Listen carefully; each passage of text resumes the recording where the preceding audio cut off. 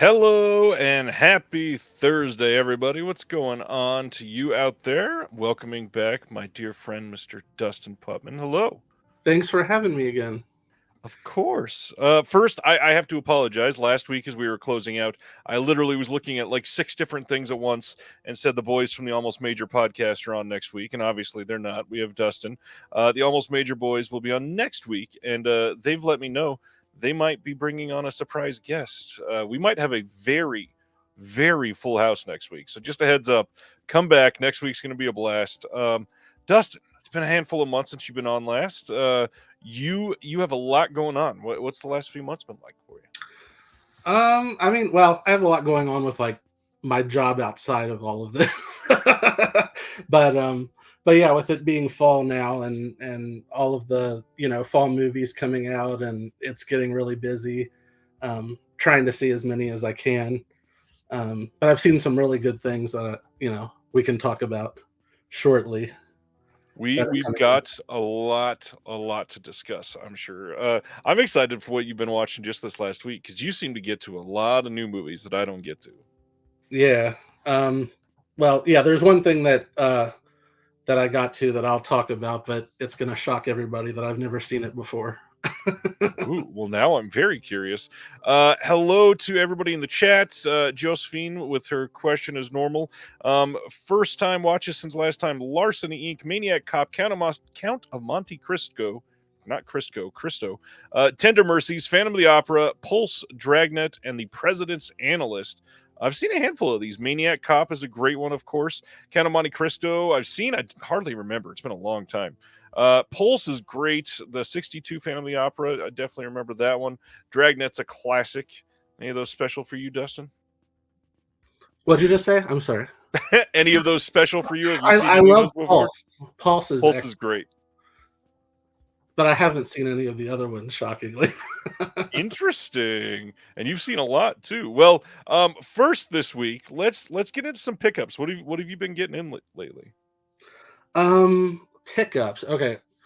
I got a lot of the partner labels and stuff from the OCN for Vinegar Syndrome. I won't go through all of them, but it was a really busy month. But I did get Go Fish from Cinematograph. Nice.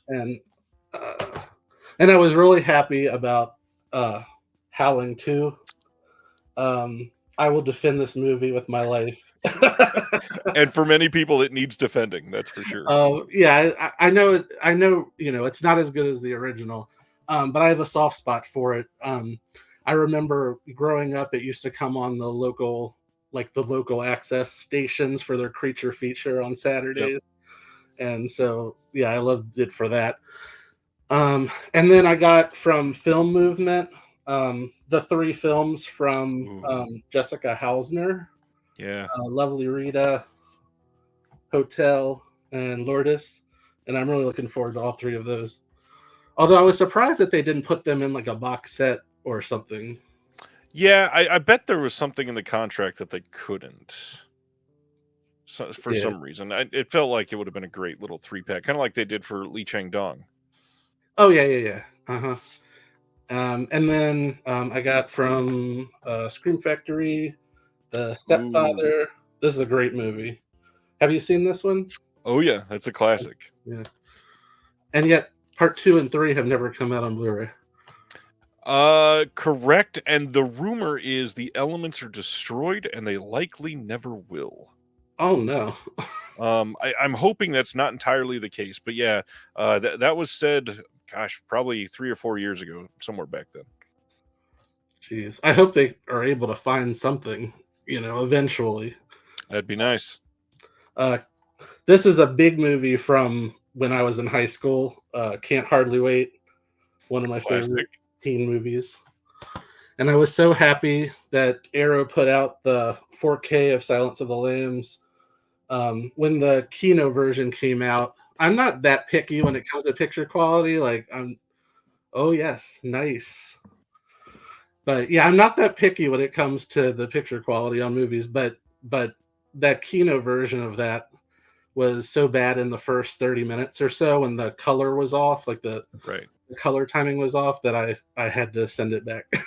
So I was happy that they fixed it. Yeah, that's going to be a big improvement for sure. And then from Deaf Crocodile, in the Moscow slums. Love the art on that box. Love it, love it. Yeah, I'm really liking their new collector's edition hardbox sets. It just makes it like more of an event. Yeah, yeah. And then the last one is, I was so happy that this came out. I love this movie, Bringing Out the Dead. I can't wait to get mine in. Yeah, it's a big deal. I'm so excited to watch that probably this weekend. I got a few here. First from Air 4444, they got their new bundle out. I've got the Mukuro trilogy, and this slipcover is intense. And then art on the inside is, well, actually, it's the same as the back of the slip. I can show that better. Nice looking release from them. And then the bigger deal is the fact that they've got Red to Kill out on Blu-ray. This is one of the craziest Cat 3 films of all time, and very, very eager to watch this one in a nice cleaned up copy. The other big thing is Oscilloscope. Their next two subscription titles came in. We've got This Much We Know, and this is a depressing movie, and I love downers, and a lot of the art on this is just raw and authentic. Very, very interesting to see them release this. Can't wait to check that one out. And then one that as soon as they announced it, sounded great. This is Canary, one that I've been looking forward to for the last couple months, and yeah, that one looks great. But something unique. I got both of those as well. Nice. Yeah. We got an interesting theme here going on because you're wearing a Fangoria shirt. And interestingly, Fangoria sent out a very random, you'll see at the top here, special collector's edition to highlight The Substance, which many people have been seeing so far this week, including yourself. And I figured that we were going to talk about that. Oh, so my gosh. I got that same thing. I went to see it yesterday, and I got home, got the mail, and that was in the mail, that Fangoria. Nice. But it was a little disconcerting. Like, if you've seen the movie and then you come home and get a package that says The Substance on it, you really, I thought I was going to run the other way. Oh man, all kinds of people that saw it already. Kev from Almost Major saying it's the movie of the year. I mean, I can talk about that one right now if you want me to. That's why I saved that for last. Is now we can talk about recent watches, and it's time for you. So no spoilers, of course. How do you feel about The Substance? You're not ready for it. Nobody's ready for it. Like, a lot of times people can overstate things on movies, and then you go see them and you're like, it doesn't live up to it. Yeah. There's nothing that I could say that would, it still wouldn't overstate things. Like, I could say anything and it still is going to shock you. It's definitely one of my favorite films of the year. I would say it's one of the greatest body horror films I've ever seen. Maybe the best. Like, I was thinking about it, and I really couldn't think of anything that I like more than this. It goes to places that, yeah, you wouldn't even imagine. But it also has something, really pertinent and honest to say about, aging, and about, especially how women are treated in society as they get older. It's a satire, but treats itself very seriously at the same time. It's very funny. Demi Moore, it's probably the best role of her career. Wow. If she, I don't think the Academy is ready to nominate this movie, but if they were, she would win this year because what she does is unbelievable. Interesting. Yeah, I would say we've got a couple horror roles this year that are potentially Oscar worthy if this one lives up to it. One that I watched this week, I might say to be worthy of an Oscar. But what else have you been checking out this week? You alluded to one a little while ago. Well, I know exactly what you're about to say. If you want to, could it be Willa Fitzgerald? It is, but I was going to talk about that during announcements. Oh, okay. Since we're going over the 4K. The other thing that this one is also another one of my favorites of the year. It just shocked me how good it was. It premiered at Sundance this year and was highly praised. It's in limited release now and opens wide next week. It's My Old Ass. I'm dying to see this. And, you know, with a title like that, you wouldn't expect it to be as powerful as it is. Like, it's one of the more authentic coming of age films I've seen in quite a while. Nice. It's and just, you know, I don't really cry that often during movies. This one made me cry 3 times. Wow. So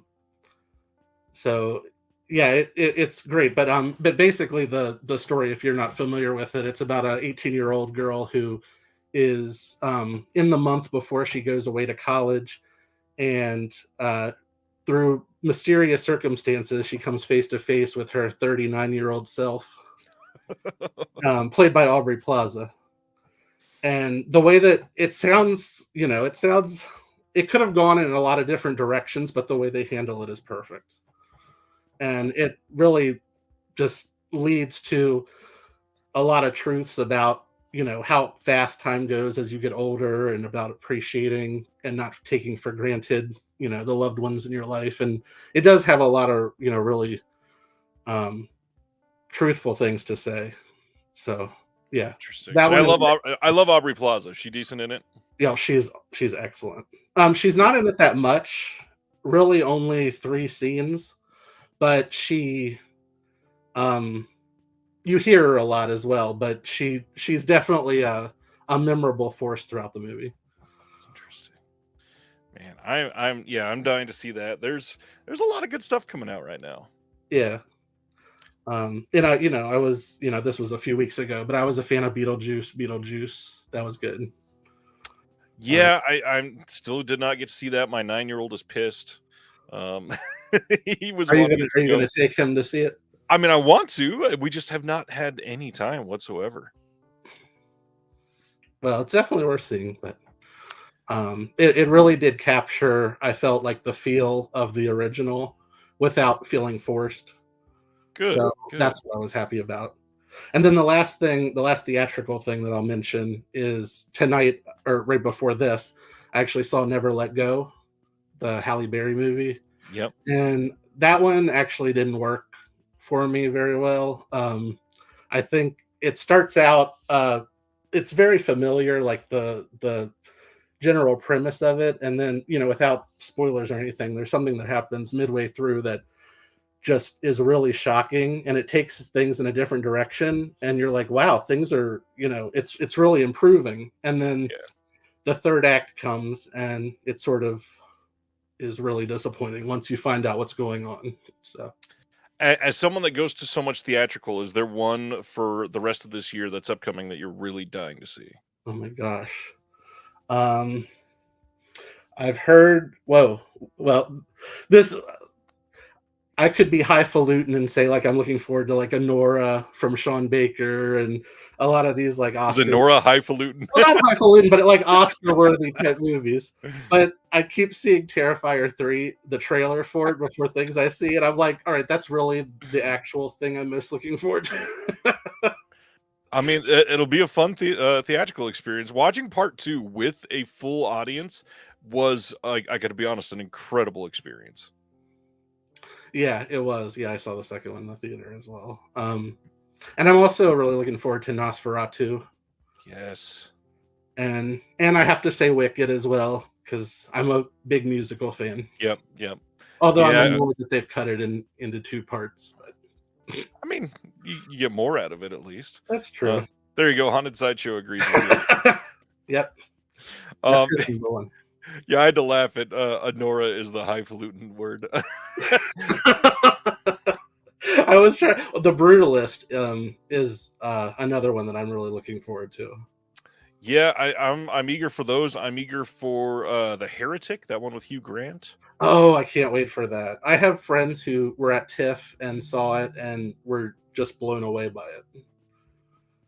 And it was That's like one of the good. smartest screenplays of the year. So Wow, interesting. That's awesome. Zach says he's excited for Flight Risk. I don't even remember what Flight Risk is.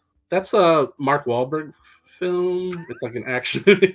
That I checks out for heard Zach. that it got pushed to next year though, so I don't think it's coming out this fall. Oh, interesting. I did not hear that. Life of Chuck. That sounds really good. Although I don't know that that's been picked up for distribution yet. That's the new Mike Flanagan movie. Got some rave reviews out of TIFF as well. Yeah, I think it won the audience award. Yep. Nora got second to that. Yeah. So this week, a random one. There was one that we announced a Kickstarter for about 2 years ago on this show, and it was Ry LeVay doing a documentary called Boutique, and then the subtitle on this is To Preserve and Collect, and it's literally about boutique home video.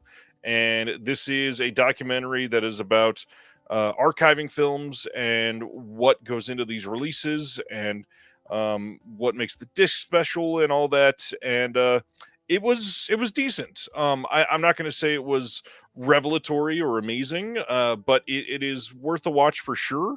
It definitely felt very samey by the third act. It just felt very, yay, we buy discs, check them out. And I got to be honest, I really feel like they should have done more to actually show the work that goes into these discs. They didn't really like detail the the restoration side of things. They didn't detail finding the elements. They didn't detail how much work goes into like supplemental features or anything like that. For something called Boutique to Preserve and Collect, there was not a lot of preserving and not a lot of collecting. It was more so just, aren't these things neat? And I certainly wanted a little bit more out of that. Did they mention, like Vinegar Syndrome and Vinegar's literally everybody from the labels was in it for the most part. Great. David Gregory was in it from Severin. Joe Rubin and Oscar Bescher from Vinegar Syndrome were in it for a little bit. They were on site at Vinegar Syndrome and in LA with the Severin guys. Sam Deegan is in it for quite a bit. They took a clip from my interview with Sam Deegan, so you can see my mug on the face for like 4 seconds. It was, I don't know. I wanted substance. Definitely want a little more out of that one. Does that have a planned release yet? I believe it got one through the Kickstarter, and I'm willing to bet it does get picked up by someone else for a little more robust release eventually. But yeah, I would check it out for sure. Oh, cool. Sounds interesting. I really only got to watch that I can talk about one other thing this week, and we're going to be talking about that during the announcements. But I did want to talk about a sneak peek for something that is getting technically announced tomorrow, even though we've already talked about it on the show. Deaf Crocodile is sending out another one of their newsletters tomorrow morning to highlight an upcoming release, and it will be displaying information about 1985's French animation film Gwen and the Book of Sand. And because Deaf Crocodile and I work together so much, they wanted to share some sneak peek previews. So we got 5 stills here to share with everybody so that you can take a look at what the animation looks like. And I have loved all of their animation releases so far, and this just looks stupendous. I cannot wait. Is gorgeous. Yeah, the styling on this release, on this film, is something that I cannot wait to see everybody's response to. I am blown away for what these look like. Cannot wait to see this in full, and I hope everybody's happy because Deaf Crocodile, making the move from OCN to being partnered with Diabolic DVD, I feel like a lot of people are leaving them behind a little bit, and I understand it's a little more difficult when you're not a subscriber and the titles cost a little bit more than they were when they were at OCN. However, you are getting so much more bang for your buck. Reminder that in October, we're getting their first 4K UHD release, We're also getting a second title in October. So those of you that are subscribers, you're going to be able to get a discount to get that one. But yeah, this looks amazing. This is going to be revealed in their newsletter tomorrow morning. And yeah, I hope everybody checks that out when it comes. Nice. Yeah, that looks good. Yeah, I'm glad I'm a subscriber. Yeah, that's a big thing for sure. For everything that you get with the subscription with Deaf Crocodile, you really eventually understand that it's really something that's you're getting your money's worth. However, as far as it comes to announcements, we need to start with something where you are absolutely not getting your money's worth. Let's talk about this $300 package for the Texas Chainsaw Massacre that is being released by Dark Sky Selects. This thing is coming on October 1st, very quickly. We are getting a 4K Blu-ray and VHS package for the Texas Chainsaw Massacre to celebrate its 50th anniversary. And the big deal here is this is all housed in a replica chainsaw from the film, which comes in a special 50th anniversary numbered box. When you open the chainsaw, it triggers the sound of Leatherface wielding the chainsaw in the film. And the disc is identical, except on the third disc, the Blu-ray, they've got two new featurettes. They've got a featurette on the merchandise for the Texas Chainsaw Massacre and a featurette on the restoration for the Texas Chainsaw Massacre. Everything else has already been released on their other 4K release for Texas Chainsaw Massacre. Now, I got to point out that right now, you can go buy the 4K release of the Texas Chainsaw Massacre and a real chainsaw and spend less than $300. Right this moment, you can go buy both for less than $300. What are we doing, Dustin? I think when this was announced, I think I commented, I don't think I have room on my shelves for a chainsaw. I actually, maybe I missed that in the description. I didn't realize that it was an actual chainsaw. I just thought it looked like a chainsaw. It's not an actual chainsaw. It just makes the sound of a chainsaw when you open it. But okay. I'm saying right now, you could go buy a 4K release of Texas Chainsaw Massacre and a real chainsaw. You could buy both of those, and it would cost less than this bundle. Wow. Okay. Wow. To me, that's insanity. I think I'll stick with the 4K of this that I already have. That's very nice. Was it Second Sight that put it out? Well, not only did Second Sight put it out, this is already the second release of Texas Chainsaw Massacre on 4K from Dark Sky. They have also released Texas Chainsaw already. I'm sure there's people that will absolutely go for this. I guarantee it. But I won't be. But it's cool that it exists, I guess. I said, "What are we doing?" And Sasha says, "Sure as fuck not buying this dumbass thing." Yeah, I'm remiss to tell people what to do with your money, but I would say, please do not go purchase this. This is crazy pants. Okay, let's get to the real announcements. We got some more information on the Severin release of Russ Meyer films that is coming up. And so Variety posted an article, and they have confirmed that Severin is putting out 3 films by Russ Meyer, and it is the sexploitation director that everybody loves that we are finally getting these from. We are getting Vixen, Super Vixens, and Beneath the Valley of the Ultra Vixens. This is on home video for the first time since the Arrow Video DVD release. That's the first legal release of these. And they say that these are going to be available in 4K, Blu-ray, and DVD. And it's the first remastering of these films from the original camera negative since the early 80s, which is going to come with brand new and archival special features curated for these releases. The Russ Meyer estate seems very excited to be working with Severin. They seem very, very happy. They also indicated that these will be available in December. How do you feel about this there, Dustin? Do you think that, so will they be doing more like in the future as well? Nobody has confirmed that. Severin has not said anything other than they were doing this, and they've technically not even really commented on this since it was announced by Variety. Yeah, I have to say Russ Meyer is actually a blind spot for me. I haven't seen anything of his, but I definitely would be interested in doing so. Yeah, they're wild, and I got to admit, I've seen the restoration for the Super Vixens, and it's crazy how much better these look than the old releases. That's for sure. Nice.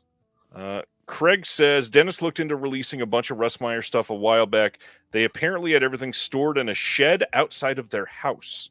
Fingers crossed they held up over the years. Yikes. And then Joel from Scarecrow Video says easily the most exciting release of the year. Honestly, so far it's pretty high up there. That's for sure. Moving. Go ahead. I said now I've got to get them. Moving on from Russ, Blue Underground announced that Venom is coming on 4K in early 2025. This will be a new Dolby Vision HDR 4K master with Dolby Atmos. And this is the Venom from 1981, so there will be no Tom Hardy present in the film. Yeah, when this was announced, I had my Blu-ray of it that I've had since 2016, and I had never watched it. So I was like, let me watch it, and then I can decide if I would want to upgrade to 4K. So I watched it last week. It's good. It is really good. Have you seen it before? A long time ago, I think. This is one that I get confused with a couple others. Yeah, it's interesting. It has oh my gosh, now I'm blanking on it has like some big name actors in it. Like even right from the very beginning, I was like, this is like a legitimate film. This isn't like Copperhead. Yeah. Not that Copperhead's bad. I mean, Copperhead, is fun in itself, but this was like a big budget film. Yeah, this has Oliver Reed and Klaus Kinski in this. Oh, yes. How could I forget Klaus Kinski? But yeah, it's sort of like these bad guys hold this child for ransom or whatever, and at the same time he's like really into different pets and animals, and he goes to the pet store and they switch out like a house snake for a black mamba, and so he unknowingly has like the most poisonous snake in the world, and it is let loose in the house with these thieves, and it gets wild. But it's well done. I liked it. That's good to hear. Going to our next one. So Vinegar Syndrome was prepared to have their Black Friday flash pre-order event tonight. But unfortunately, or fortunately, depending on how you're looking at your wallet tonight, they have decided that they are delaying their Black Friday flash pre-order event. They said, following the success of their Totally Rad Labor Day sale earlier this month, coupled with the massive slate of releases for October 1st, with 30 new titles being revealed on the Vinegar Syndrome website and Melucine combined with partner labels and everything. 30 new titles. They are moving the flash pre-order and is going to be rescheduled to lead into their supposedly biggest and best Black Friday yet. Instead of late September, the newly named Black Friday pre-order will take place on November 1st at 12:01 p.m. Eastern and run through the following Monday, November 4th at midnight Eastern. They will have they'll have the everything pre-order option where you can get their secret releases, newly revealed titles, and more that you can pre-order all over that weekend. Those options will remain available throughout November, but they will be discounted for that first weekend. So if you want to save a couple bucks, that's the time to do it. And then they will go to their regular prices on November 5th. Other than the date, nothing else is changing. Yeah, that's going to be happening in November. And I'll be there for it at 12:01 p.m. Eastern. I am sure they're going to be revealing a bunch. I'm sorry. Did they say? Did I not see it? What did they, or why did they decide to delay it? They technically just said because of the success of the Totally Rad sale. However, I don't know how that changes things. I mean, maybe they're busy with shipping everything out and moving their warehouse, so they didn't want to do it right now. Mm-hmm. But yeah, it's an odd decision.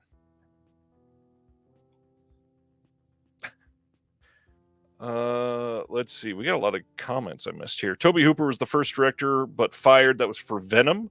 Some rumors say that there's still some of his shots in the movie.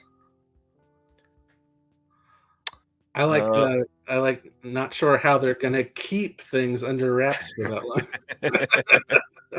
Yeah, that's a big out there secret for sure. What's going on? I just want to know how they managed that. When didn't Michael Mann say that he would never allow it to be released or something? Yeah. I hope as part of their release that is clearly coming, that they do something to explain what happened behind the scenes, some sort of featurette like they've done on a couple of the releases to explain a conversation with Mann to say what changed his mind. That would be great. Do you think he'll be involved at all? I mean, I would imagine so. Most of the time that his stuff is out, he has been heavily involved. So I'm thinking that they're probably going to lean into that. And considering it's something that people have wanted for a long time, first off, they probably paid out the nose for it. But beyond that, they probably said, you can do whatever you want on this release. You can do a commentary, you can do an interview, you can do nothing, you can supervise the restoration. They're probably getting him super involved. Yeah, that's definitely going to be one of the releases of the year. I'm eager to see it. Next, Oscilloscope is releasing this film called Once Within a Time from 2022. This is coming late this fall on Blu-ray and DVD. This is directed by Godfrey Reggio, who did Koya. Cannot say it out loud right now. Koya Niskatsi. We talked about that earlier this year or last year, I believe. Returns after 10 years with a new experimental film unlike any other from his already daring career. It's a bardic fairy tale about the end of the world and the beginning of a new one, tinged with apocalyptic comedy, rapturous cinematography, unforgettable vistas, and the innocence and hopes of a new generation. So I'll have a commentary, a making of doc, and a trailer on it. Yeah, Koyana Skotsky is incredible. So yeah, I'm definitely looking forward to this. I feel like it's interesting with Oscilloscope because I'm a part of their subscription, so I get their releases, and sometimes I'll get things that haven't even been announced officially. But then, like for something like this, they're announcing it months in advance, so it's interesting. That's a good reminder. I showed the 2 oscilloscopes that came as part of my sub tonight. Reminder that their subscription is called the Circle of Trust. You can go on their website. It is a great value. I cannot stress that enough.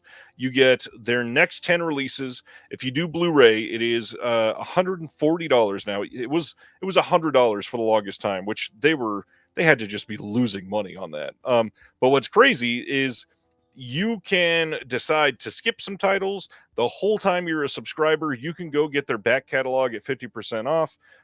You get free shipping for the entire time that you're subscribed. And again, $140 for 10 Blu-ray releases that are boutique level great films that are going to film festivals and winning awards and doing really well. And they are a really great company to support. They are doing what they can to save some of these that do not get distribution literally anywhere else. They are a New York, I believe, Brooklyn focused boutique. They're headquartered there. They had one of the Beastie Boys involved when they were first created. And again, the value is just absolutely ridiculous. And I think you mentioned it last week, the one release, God and Country, I think it's called, that they sent out basically for free to subscribers just because they said that it was such an important film that they wanted everybody to see it, and they didn't even count it towards the subscription. So that's crazy. And they've done that before with gifts and stuff. Like when they put out Short Bus, and they sent everybody that was a subscriber at the time, they sent out a free bottle of lube with your subscription. Like, that's amazing. That's what. Yeah, I wasn't in the Circle of Trust at that point. I wonder if I went back and ordered that one, if it still would come with the lube. I think you could still buy the lube. I'm not sure. All right, going to our next title, Killer's Game. This is the Batista film that has been playing recently. This is getting an Amazon exclusive 4K steelbook from Lionsgate. It'll also get a standard 4K and a Blu-ray release, but you can pre-order this 4K steelbook now. I've heard that this movie is so over the top that it circles back to being interesting and funny, but be prepared for it mostly just being brainless schlock. Yeah, I missed this one, but I heard mixed things about it. Some people surprisingly really liked it, and other people did not. Yep, that checks out for a Batista film. Here's a big one. November 19th, Sony is releasing Little Women from 1994 on 4K. Now, recently, when they announced one of their big 4K box sets, Greta Gerwig's Little Women was in that on 4K, and everybody was whining that it wasn't this one. I'm much happier that this one is getting a standard, separate 4K release. For many people that are buying physical media, this is their Little Women release, and a lot of people are going to have a very happy Christmas getting this year. Yeah, I love this movie. Yeah, I saw this in the theater when it came out, and it's interesting that Columbia sent, or the previous release of this, I think, was like wasn't it like a burned disc of it? I believe it was like an MO or an MOD release. Yeah, and yeah, I mean the picture quality was still very good on it, but it was MOD. So I love that they're putting it out in 4K now. That's kind of funny. Cinejourneys, though, if you don't know who Cinejourneys is, you should. This is Aaron West, of course. Everybody go check out cinejourneys.com. He is saying, seriously, is this one good? I thought it wasn't as well received. I love Greta Gerwig's. No, this is a classic. Like, most people that I know absolutely adore this movie. And I like that it's the Gerwig version tells it in a, it's the same story, but it tells it in a very different way. Yep. So it's not just like a repeat of what you've seen before. I think they're both great movies. Yeah, they're both worth having for sure. All right, that is that. Kino announced that they are putting out The Claim from 2000. This is a movie I don't think I'd ever heard of. This is starring Wes Bentley, Mila Jovovich, Nastasia Kinski, Peter Milan, and Sarah Polley. This one is directed by Michael Winterbottom, who also did Jude, Wonderland, Code 45, and somehow this bypassed me entirely. Did you see this one? I have not, and I don't think that I'd heard of this either, but I do like the cast. It's a very interesting cast. Lots of smaller names, but lots of great names. I'm betting this is probably a good film. But I do, yeah. I question how it slipped me by. Like 2000, I don't know. Maybe it just got a very small release when it came out. Mr. Sibner saying this was a blockbuster staple. Interesting. The Claim has some good problems on his hands. This is an art house movie. The early 2000s had a solid DVD. Nice. Yeah, this is definitely a very 2000s looking poster, though. All right. That is Kino. Next, they announced that coming soon is Frankenstein's Bloody Terror from 1968. But not just that this is coming. This is coming on 3D Blu-ray. This was done by the 3D Film Archive. This is one that they've been working on for quite some time. This is a Paul Naschy film, and they supposedly did a lot of work on this. This is one that they've been looking for, and they got both the left and right negatives and were able to make a proper 3D release of this. And I am stoked to be able to get a Naschy film like this. This looks great. Sincerely hope that they knocked it out of the park, and considering that the 3D Film Archive is behind it, I'm imagining that this looks stunning. It always does when they've done it. Yeah, I'm looking forward to this too. I haven't seen it, and I hadn't even heard of it before this announcement, but I just love discovering things like this every time, there's an announcement. And yeah, another Paul Naschy film. Craig is saying, blasphemous to ask this about this release, but is there a 2D version on the disc? I can almost guarantee there will be one on all of the 3D Film Archive and Kino collaborations. There has been a 2D version on the disc. However, this is a classic Kino. Hey, we're releasing this, but we will not tell you when or any details about it. So we'll check back in 5 or 6 months, and we will get that figured out, Craig. Next announcement is insanity. Via Vision has announced that November 6th, they are releasing Prisoner, the complete series. This is a DVD release, and this is a 175 disc set. Features every episode of the show, and it's going to be in a 180 millimeter by 413 millimeter by 342 millimeter box, and it weighs 7 kilograms, and a custom sound chip sounds off with the iconic cell door slamming every time the box is opened.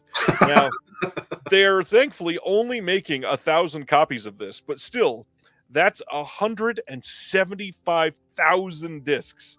The crazy thing, though, this isn't even the biggest disc release ever, because this was released in Australia already, and it had like 179 discs. Oh, wow. So the number 1 and number 2 disc release ever in terms of size, number of discs, is the same show, Prisoner.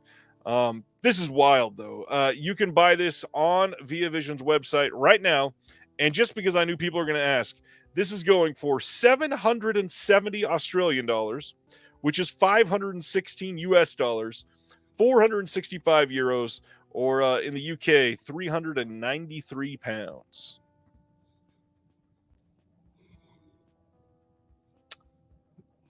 This is. How do you even respond to this? I'm kind of glad that I'm not familiar with the show, because if I was a huge fan of this, I mean, I would be frightened to get it, but I would have to. Although I had missed the part that it's DVD only. I thought that it was Blu-ray. No, this is only going to be DVD. I don't think they will ever release this on Blu-ray. This is insane, though. Oh yeah. I love Brendan's comment. It makes the sound of something closing when you open the box. Oh man, hilarious. Next up, Galaxy Quest is coming on 4K on December 3rd.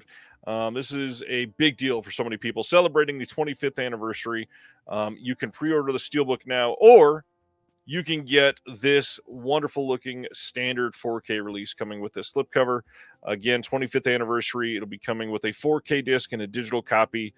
Both of these can be pre-ordered now on Amazon and a bunch of other places. I'm looking forward to finally watching this. This is one of those movies that everybody raves about, and I somehow have missed. It's pretty great. I gotta admit, it's pretty great. Like I mean, it's a takeoff, obviously, of Star Trek, and right, like, kind of, yes, amidst other things, actually. Okay. It's pretty great. Yeah, now I know that it's coming out in 4K. I'll finally watch it. Yeah, and it's got literally one of the best casts of all time. All right. Concept Media is a company that we've not been able to talk about much in a long time because they've just not been releasing much. But you can order from their website right now a Blu-ray release of Triple Xmas. This is from 2023, and the big thing is they got Felissa Rose to star in this. I say star, she's probably not in this for much of it. But they've got adult film star Dolly Lee in this. The story for this is a bloodthirsty Santa wreaks havoc on the set of an eccentric adult film director's latest production. I imagine this is likely just covered in blood and a lot of TNA. That's what a lot of Concept Media does. This is the same company that put out Don't Fuck in the Woods a handful of years ago, and its sequel, Don't Fuck in the Woods 2. How did they ever think of that title? They watched all of the Friday the 13th sequels. Yeah, I would be interested in this just for the Felissa Rose part of it, but you're probably right. Like, she's probably in it for a minute.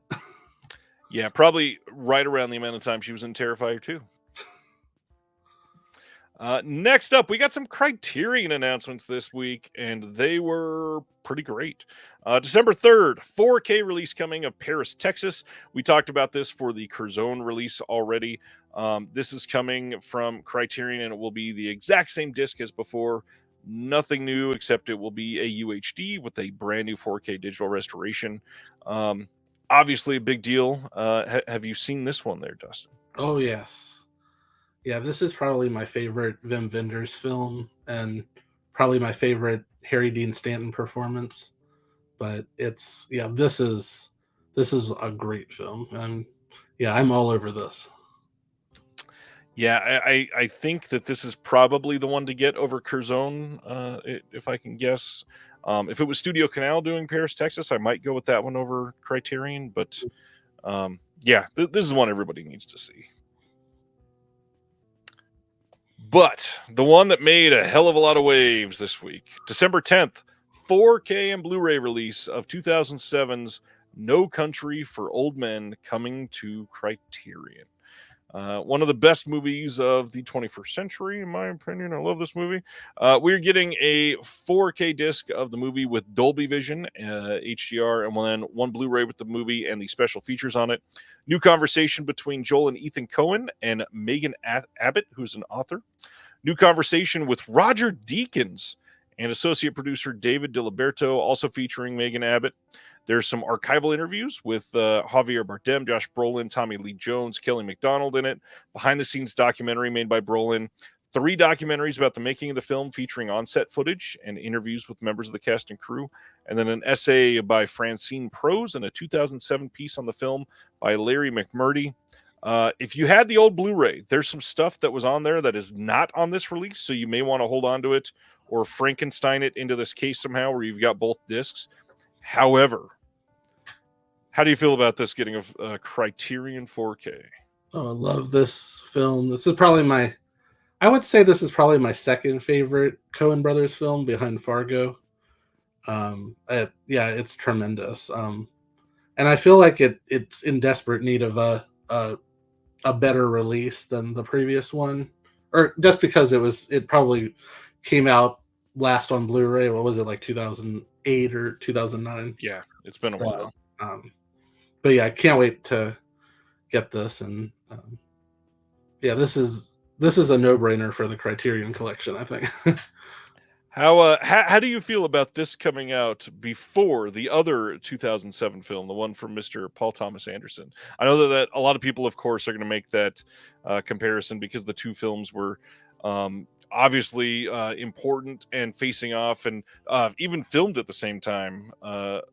Of course, talking about There Will Be Blood came out the same year. How do you feel about this beating that one to Criterion? I know. Are they planning that one? Do you know? Or I mean, they might be, but they've got other PTA films, and a lot of people have wanted that one in there and wanted a 4K release of that. It still blows my mind that they haven't released Magnolia. Yeah, that's. But yeah, No Country for Old Men, or I mean, There Will Be Blood. Yeah, that one. Yeah, I have a feeling that one's probably eventually going to come. I imagine so. Moving to the next one. I think No Country for Old Men is a better film, just personally for me. Out of the two, I would agree, but a lot of people would stab me for that. Don't hate me. Fellini's 8.5 is getting a 4K release on December 10th. What's interesting is, just like the release of La Samurai, they have changed the cover for this one, so we actually can tell while looking at the shelf at Barnes & Noble if this is the 4K or the Blu-ray release. The Blu-ray was much more zoomed in on the individual on the cover. Yeah, this is the same thing though. Other than a different cover, it's the same disc. But yeah, I mean, I love this film. This is one I've been going through this year and watching a lot of like really classic films that I've somehow missed. Just trying to fill in those spaces. And this was one that I watched maybe like a month and a half ago, 2 months ago. And yeah, it blew me away how good it was. I'm like, how did I wait this long to watch this film? Yeah, I love Aaron's comment here. This is for people to buy if you don't have the Blu-ray, if you don't have the Fellini set, and if you aren't buying the 40th anniversary Criterion box set that they're doing, because this movie has already been on all of those. So they're just putting it out there again in a different format. I would love to know the sales numbers for that CC40 set. I would be willing to bet it probably overall will sell less than. Oh man, now I got to put an actual number on it. Probably less than like 500 copies ever. I don't see who it's for. Yeah, especially because it's not getting another spine number. So even if you collect all of their releases, you don't have to get it. It's a big deal. Yeah, there's a lot of problems with that release, unfortunately. But like, yeah, you just, yeah, like, and also, you know, they're releasing the Blu-rays of everything, but some, you know, some of the titles have already been re-released in 4K, so you're Quite a almost few like of them back. So next one up is December 17th, a Blu-ray release of Eastern Condors, directed by Sammo Hung. This is from 1987. This is going to have a 2K digital restoration, new audio commentary with Tony Raines on this, new interview with Sammo Hung as well. And just a reminder that this was released by Eureka a handful of years ago. This is going to be that exact same restoration and all of that, but both discs are going to have very different extras. This disc is definitely worth getting for a new interview with Sammo Hung. That's a big deal. But that Eureka release is definitely one that's worth holding on to. They've got some great extras on there. This is amazing that they're releasing this. Like Sibner is saying, it looks like Vinegar Syndrome art. I agree. It definitely looks like something I would expect to see on Vinegar Syndrome's website. But this looks amazing. And you got a brand new commentary with Tony Raines. I am glad that they went out and did something new for this release instead of just getting the Eureka release ported over. But man, you got to check out both releases if you really want the best of both worlds for this one. This is a great looking release. Joel is pointing out it's got brand new mono audio on Criterion. Yes, it does if you're into that authentic. Eastern Condors is incredible. Have the Eureka box set, Eureka set, but we'll get it for the extras. And yeah, this is an astonishing looking release for them. Very surprised they're putting this out. yeah, I haven't seen this one, but I'm definitely getting it. So, but yeah, I agree with you. It looks like something that Vinegar Syndrome would have put out. I feel like even the cover looks similar to one of their releases. I feel. Yep.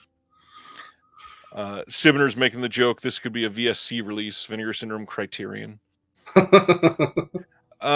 Terror Vision has posted an update. They wanted to let everybody know that they were notified that they had to vacate their warehouse by November 1st, which means they've got to find a brand new warehouse. This kind of came out of nowhere and is a pretty big setback for them. However, they are putting 99% of the catalog, including vinyl cassettes and all kinds of other stuff, on sale because it takes a lot to move all of that stuff. So if you want it, put in an order now. They're thinking that it will go another week or so, maybe slightly longer. So to help with that, they're offering free worldwide shipping. That is supposedly going to end on September 24th. In the U.S., if you spend $99, put in the code USA, you will get free shipping. Canada is $149, and you get free shipping if you put in the code Canada. Everywhere else, $199 in USD, and you put in the code ROW for rest of world, and you'll get free shipping anywhere in the world. They say to disregard previous pre-orders. They're not going to ship together. They can't hold the items when they're moving. So if you want the free shipping, just go ahead and order now. This is big. They need the support right now, and I'm sure a lot of people are going to be happy because there are some deals to be had. Brand new titles with slipcovers for like $15. Definitely worth taking advantage of. And I saw a message from Brad that it sounds like they've been doing pretty well with the sales so far. So that made me happy because yeah, that sucks that they have to vacate the warehouse like that. As far as past TerraVision releases, I know that you've been a big fan of some of them. Any that you want to give a special shout out that people should check out if they never have? Oh gosh. Not to put you on the spot or anything. I mean, yeah, there's lots of great ones. End of the Line. I love that film. And both of the Door films I really was a fan of. Hell's Highway. That's one of the better shot on video films that I've seen lately. And then one that's just what is it? The Newly Deads. That one's wild. And then one that I've had a soft spot for ever since I first saw it years and years ago as a kid was Hollow Gate. Yeah. It's not a great movie, but it's a great Halloween movie. So yeah, it's perfect to put on in October, and that's coming up, so that one might be a good one to purchase. Yeah, they've got a lot of great titles. I definitely want to suggest Slashers if you've never seen it. Fun one that I watched a couple months ago that I loved. God, some of these titles I'm so glad that they were able to put out. So glad that I've been able to work on some of them. They've got some great stuff. Chris says, seen someone complain that they can't get free shipping in Europe for only 2 titles. People need to understand they would be losing money if they ship for free to Europe for only 2 titles. I hate to break it to you, Chris. No matter, you could, well, it's not no matter, but if you're buying any less than like 7 titles, they're probably losing money on the shipping, especially because everything is on sale. People do not understand that right now to ship out of the US to go to other countries has gotten ridiculous. There was a couple months ago, I went to ship 1 Blu-ray to Canada. That's it, just a Blu-ray. And the shipping to Canada, which I live in the middle of the US, it was not that far of a trip. This thing, I've taken road trips longer than that. Just to go to Canada, it was $26. For one movie, that's crazy. For one movie. And it wasn't like a steelbook, it wasn't heavy, just a single Blu-ray. I don't understand. That's insane. I mean, a handful of years ago, literally like 2018, 2019, for me to ship 1 Blu-ray to Canada was literally like $8. And now it's more than triple that. To go to Australia is crazy pants money now, especially if you were getting like, I don't know, like 5 or 6 pounds worth of stuff. It is so much money to ship. Joel's pointing out Canadian shipping has always been nuts, but now it's obscene. Absolutely. Danny says shipping 1 DVD from Australia to the US was $29 Australian. Jesus. My gosh. Yeah, I can believe that because, I oftentimes will order directly from, like Imprint and places like that. And international shipping from Australia is quite a lot. I'm still grateful that Imprint and Umbrella both do free shipping at some point. It's something that I'm grateful that they can even offer it. What's going on, Spaghetti? John says, I felt bad because my TV order was huge. They would have lost money on my order shipping-wise, no doubt. I mean, yeah, but at the same time, you're saving them money on moving for the warehouse, so it's a good thing. Don't feel bad. Terry wants to recommend the head for the discounted price. The dock that comes with it is worth the price. And if you are buying the head in this sale, make sure you watch with the subtitles on. It makes the movie about 512% better. I promise. All right, that is TerraVision. Hey, the next issue of the Physical Media Advocate is printing on October 1st. We are trying to do an all horror focused issue. And we are open to letters. We are taking letters to the editor. If anybody wants to say anything, you want to ask a question about acquisitions, if you want to ask a question about anybody that writes for the magazine or anything that goes into the magazine, or what release should I buy, or what is everybody's special feature that writes for the magazine, anything like that, send in a question. We would love to print it. Give you some credit. Just send an email to disconnectedmedia at gmail.com, and we will get you in there. If you want to be anonymous, just make sure you say that. Yeah, that's it. Yeah, when I heard that the next issue is horror focused for October, that really perked my ears up. I cannot wait for people to see the cover. I'm always so stoked, and I'm so thrilled that we snuck a happiness cover onto retail stands in like 8 different states, and everybody's just walking by seeing this super orange cover with happiness splayed across the front. That's amazing. Cannot wait for people to see the next one.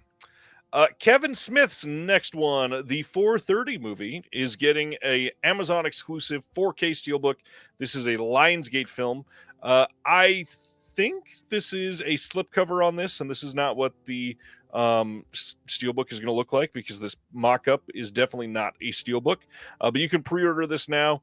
Now, we don't have more details. Lionsgate's been doing this thing where sometimes their 4K steelbooks are the only way to get 4K. Disney's done it a couple times too. But this could be one of those things, like Clerks 3 for his last film. The only way you could get 4K is if you bought the super limited steelbook. So if you're a big Kevin Smith fan, you might want to pre-order this, because if it goes out of print, you may not get a 4K release of this if you're after that. Yeah, I was very happy to see that it was getting a 4K. It's not one that I would have expected. I'm glad it is. I adore Kevin Smith, so I'm eager to see this one. Have you gotten a chance to see this one yet? I haven't. Are you a Kevin Smith fan or hater? Oh no, I like him. I feel like some of his more recent stuff is, a little bit hit and miss. But the trailer for this looks very promising. I'm still waiting for the 4K of Tusk, personally. An A24 exclusive, go all out with new special features. Yes, please. Everybody go watch Tusk if you've never seen it. Adore that movie. Kino is reissuing Billy Wilder's 1, 2, 3. There is, as far as I can tell, literally nothing new on this disc except for a slipcover. This is coming on November 12th, but yeah, they already put this out. I think it was 2017, something like that. Everything's the same. And yeah. I have nothing. But I haven't seen this, but I'm all for anything Billy Wilder, so. Alrighty. Next one. 2024's Cuckoo is coming to Blu-ray from Decal in the US. Reminder that this is getting, I believe, before I say that, I think this is getting an overseas 4K, and we already talked about that, but maybe I'm wrong. Let me see. Nope, nothing's been announced yet. I'm an idiot. Cuckoo is getting a Blu-ray release on October 22nd in the US from Decal. I would not be shocked if this got an international 4K. This is one that is screaming like a Turbine release, probably something like that, or a Play On over in Germany, some sort of 4K media book or steelbook release. I imagine when that starts coming out, they will probably announce that. Yeah, this is what I'm not like. I really want it. I thought this was a really good film, and just like Variety says on the cover, it's very bonkers. But yeah, I feel like this is one that's bound to get a 4K eventually, and I don't know. And yeah, like Neon is, I mean, granted it wasn't as big of a hit as Longlegs, but Neon is putting out a 4K of that next week, so right. I sort of wish they, Lionsgate seems to be doing really good with consistently putting out 4Ks. I wish some of the other studios would, but yeah, unfortunately, Lionsgate's 4Ks aren't always the best quality either. But at the same time, Decal does not do great discs either. Their encoding is pretty poor. Anyways, I've not seen this yet. I really want to. I'm glad Dustin liked it. This is coming with some deleted scenes, behind the scenes footage, interview with Hunter Schafer, and I love Dan Stevens, so I'm sure this is pretty great. Yeah, Hunter Schafer is great in this. Yeah, I think she's got a really promising career ahead of her. And yeah, I mean, she's in basically every scene of this movie. It follows her, and but yeah, it takes some wild turns, let's just say. Nice. Yeah, I will be watching this soon, I imagine.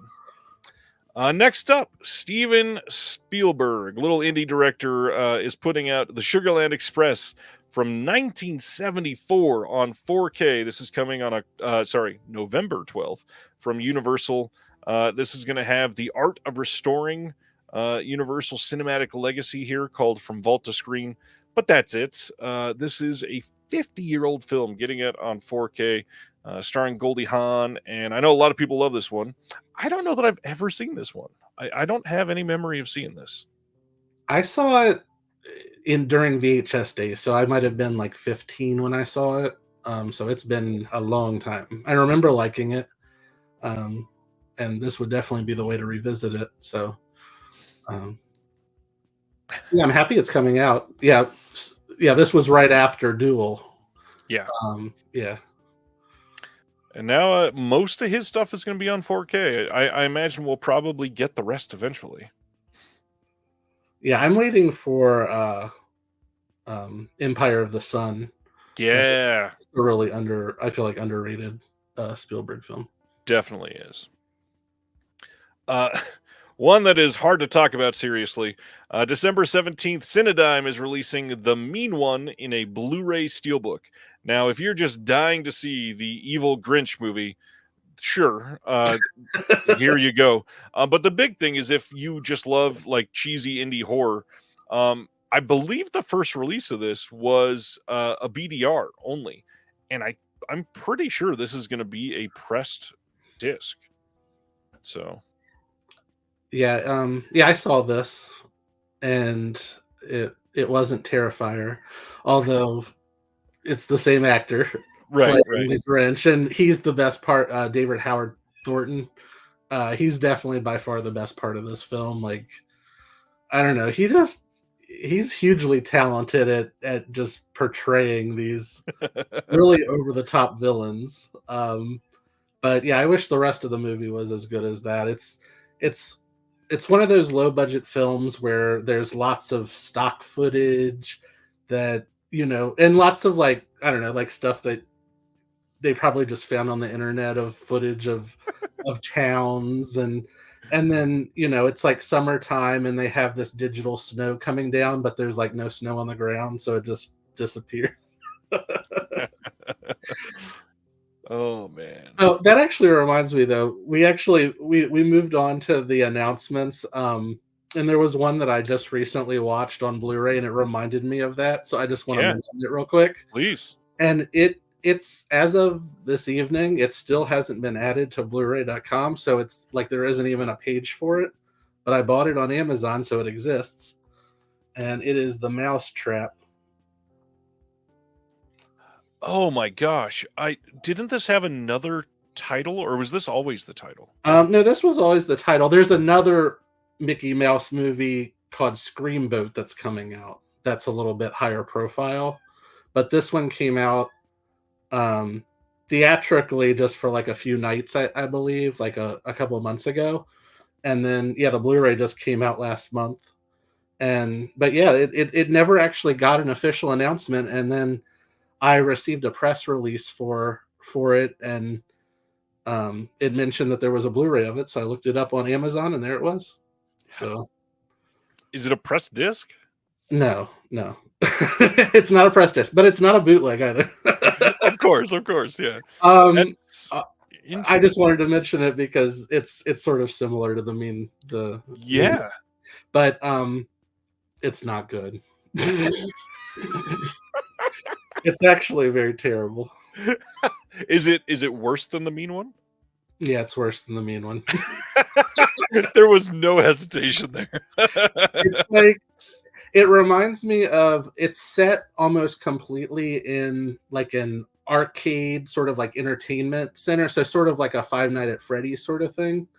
And the manager he like puts on a film reel of the Steamboat Willie cartoon and is somehow possessed, and then happens to have like a Mickey mask like in his memorabilia, and he puts it on and starts like killing like a bunch of teens that are there after hours.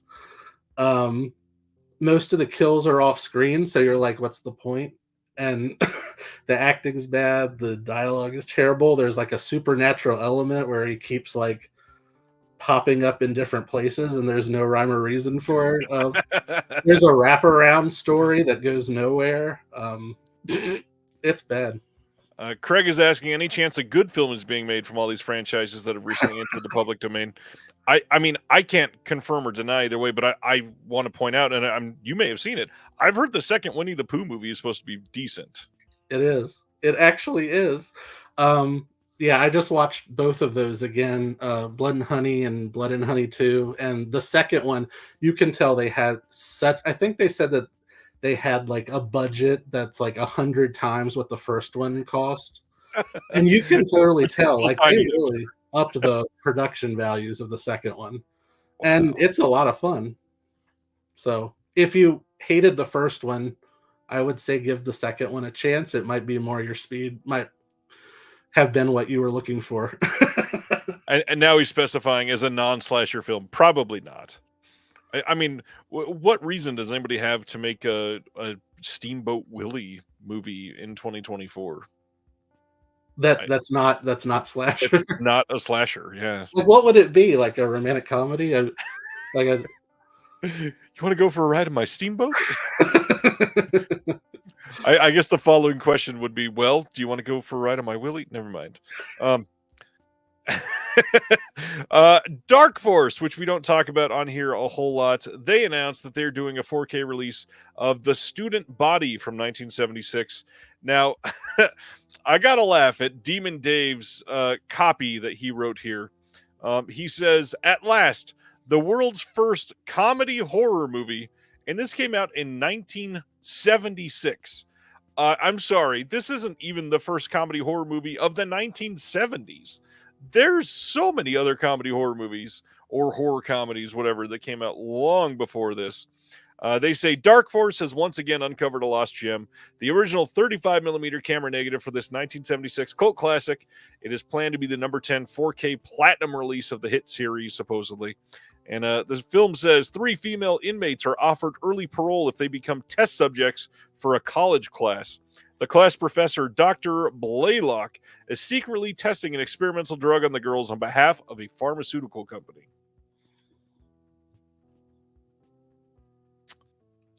Yeah. I'm a fan of student bodies, but I'm not familiar with the student body. Simner is saying, didn't 88 put this out years ago? I'm not sure. Student Body. No, not on Blu-ray at least. It might have been on DVD.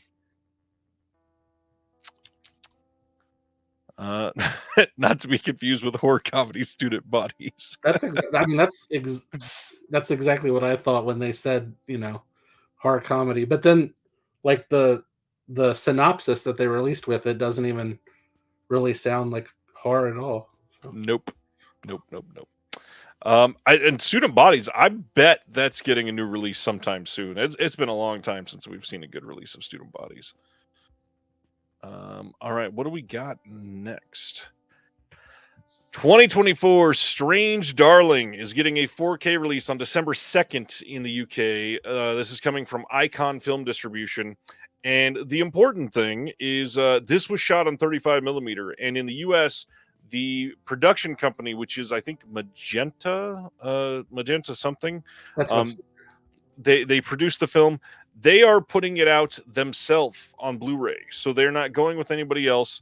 And so based on that, this is something that you probably, if you want this movie, probably should get on 4K. I bet this is going to look amazing on 4K. For anybody that saw this movie, I hope you enjoyed it. And now I get to reveal, this is the one I was talking about that I saw this week for the first time. And the big deal is I interviewed the director for this just yesterday, and that'll be up on the channel on Monday. And a really interesting moment happened, just to tease what is going to be in the interview for one thing.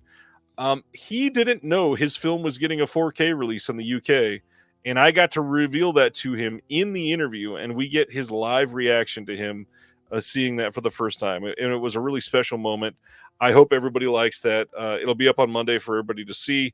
I've got a good 3 or 4 interviews already recorded. Those will be coming out over the next month or so. I've got some others lined up, some big names, some fun names, some other people involved in the industry that I've been trying to get for years that have said yes, and they've just been busy. Interviews are coming back.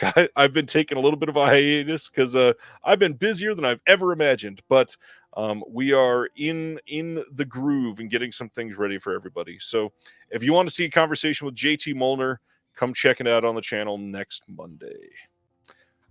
Dustin, what do you think of Strange Darling? Oh, I love this. Yeah, this is also like The Substance. It's definitely one of my favorites of the year. And yeah, Willa Fitzgerald, the lead actress in it, is just, her performance is beyond. Like I'm surprised I wasn't really familiar with her before this. Yeah, I think this movie is gonna really it's gonna be a breakout for her. So it absolutely will be. And I mean, some people have already been saying it because we all know that the Academy's not going to nominate this performance, sadly. But some people are already like comparing, if she doesn't get a nomination, it's as big of a snub as Toni Collette in Hereditary, which is a huge honor to even be compared like that. But legitimately, she is incredible in this movie. She's required to do a lot in her role, and she does it very, very well. And yeah, and oddly, in as effective as the film is from beginning to end, all I'll say for those who haven't seen it, the biggest jump scare is a stick of butter in a breakfast scene. Chris is asking, will this have some extras? Do we know? I don't think that has been revealed yet. I tried looking it up, could not find anything on it, but you can pre-order this from Amazon UK, and I think Orbit has the 4K of this up for pre-order as well. I bet you'll be able to get this from all of, Diabolic, Atomic, Grindhouse, everybody. So be on the lookout there if you want. Yeah, when I saw this announcement, I instantly pre-ordered this. Nice. All right. Kino has announced that on November 26th, they are releasing an Arthur Dong collection. Now, you may notice that some of these titles they have released previously. Just June of this year, they put out the first couple of discs in this as their own release. That was the Asian American Stories and the LGBTQ Stories discs. And then they've got a third disc on this, which is all bonus features. So it is taking those first 2 releases and then compiling it with something else. So if you got those first 2, I understand that this is probably super frustrating because you probably really want that third disc, but there's no way to buy it on its own. And so now you got those others, and yeah, that is rough. However, if you don't have any of them, this is a really great buy. I'm always up for some dong, so. Yep. And then Ronnie announces, or not announces, but Ronnie does say, I'm frustrated by this. I bought both Kino Arthur Dong releases when they came out a couple months ago, and they were bare bones. Now Kino's announcing a set with the whole disc of extras and a booklet. Yeah, it's a rough move to make, I think. Yeah. Next up, we got some announcements from MVD. They are releasing Cop Killers from 1977 on Blu-ray and DVD as part of the MVD Classics line. This is going to have no new extras, but it does carry over the extras that were on the previous release, which, if I remember, I think was a Dark Force release. So you can check this out if you want. Ronnie is saying, has Kino ever done something like that before? I'm pretty sure they've done it a couple times, actually. And even like Unearthed is doing that right now. They're releasing the 3 August Underground movies and then releasing a box set like 2 years later. There's a handful of times that's happened, sadly. Next up from MVD is 1994's Men of War with Dolph Lundgren. This one's going to have a new intro by the director Perry Lang, and it's got some archival featurettes and raw footage, dailies, photo gallery, theatrical trailer, and because it's coming from the MVD Rewind line, you're going to come with a slipcover that's limited for the first pressing, and it's got a little mini poster on the inside. This will be out on December 10th. And I know Will's going to be all over this one. I'm not familiar with this one. Me neither. Never seen this Lundgren. And then the third announcement from MVD is Cheerleaders Wild Weekend, also coming on December 10th. This was a previous Code Red release. I think it was DVD only when it was Code Red. I may be wrong there. It might have been Blu-ray. But this had some decent extras on it. We got a couple different audio commentaries and a handful of interviews, but those are all carried over. Nothing new on this disc other than it being Blu-ray from MVD Rewind. Yeah, glad this is coming out for everything. I wish this was the horror comedy because it sort of looks like it based on the cover more so than the other one. The studio. Yeah. Definitely get that. Indicator announced 2 new titles this morning, both from Jean Roland. This is coming December 9th in the UK, December 10th in North America on 4K and Blu-ray for both of them. The first one is Requiem for a Vampire from 1972. This is going to have 2 presentations of the film, both the original French language version and the English language version. You got a commentary with Troy Howarth and Nathaniel Thompson, who was our guest last week. Selected scenes commentary with Roland from 2005. An introduction he recorded in 98. A newly edited archival interview with Roland. They're crediting that as 2024, but obviously that was recorded a while ago. Newly edited archival interview with Paul Bisciglia as well. An in-depth documentary on the making of this one with Daniel Goyette is the one that worked on that. There's a bunch of interviews with people that worked on this, and then Daniel Bird. Critical appreciation by Virginia Sullivan. Lots of other archival features being thrown on here, and then an 80-page book with a new essay and some archival writing. Have you checked out anything by Jean Roland, Dustin? A few things. I mean, I'm a fan of what I've seen so far, but now I'm like, there's one. All of the titles run together for me. So even though I've seen a bunch of them, like there's lots of like Requiem for a Vampire, and then he did a lot of vampire ones. Yeah, there's like so many, and now I can't even think of what the titles are of the ones that I've seen. There's one that's set in a cemetery. Like most of the movie is set in a cemetery. That probably doesn't really like. That's probably like half of his movie, right? But I collected these from Redemption, the Redemption line.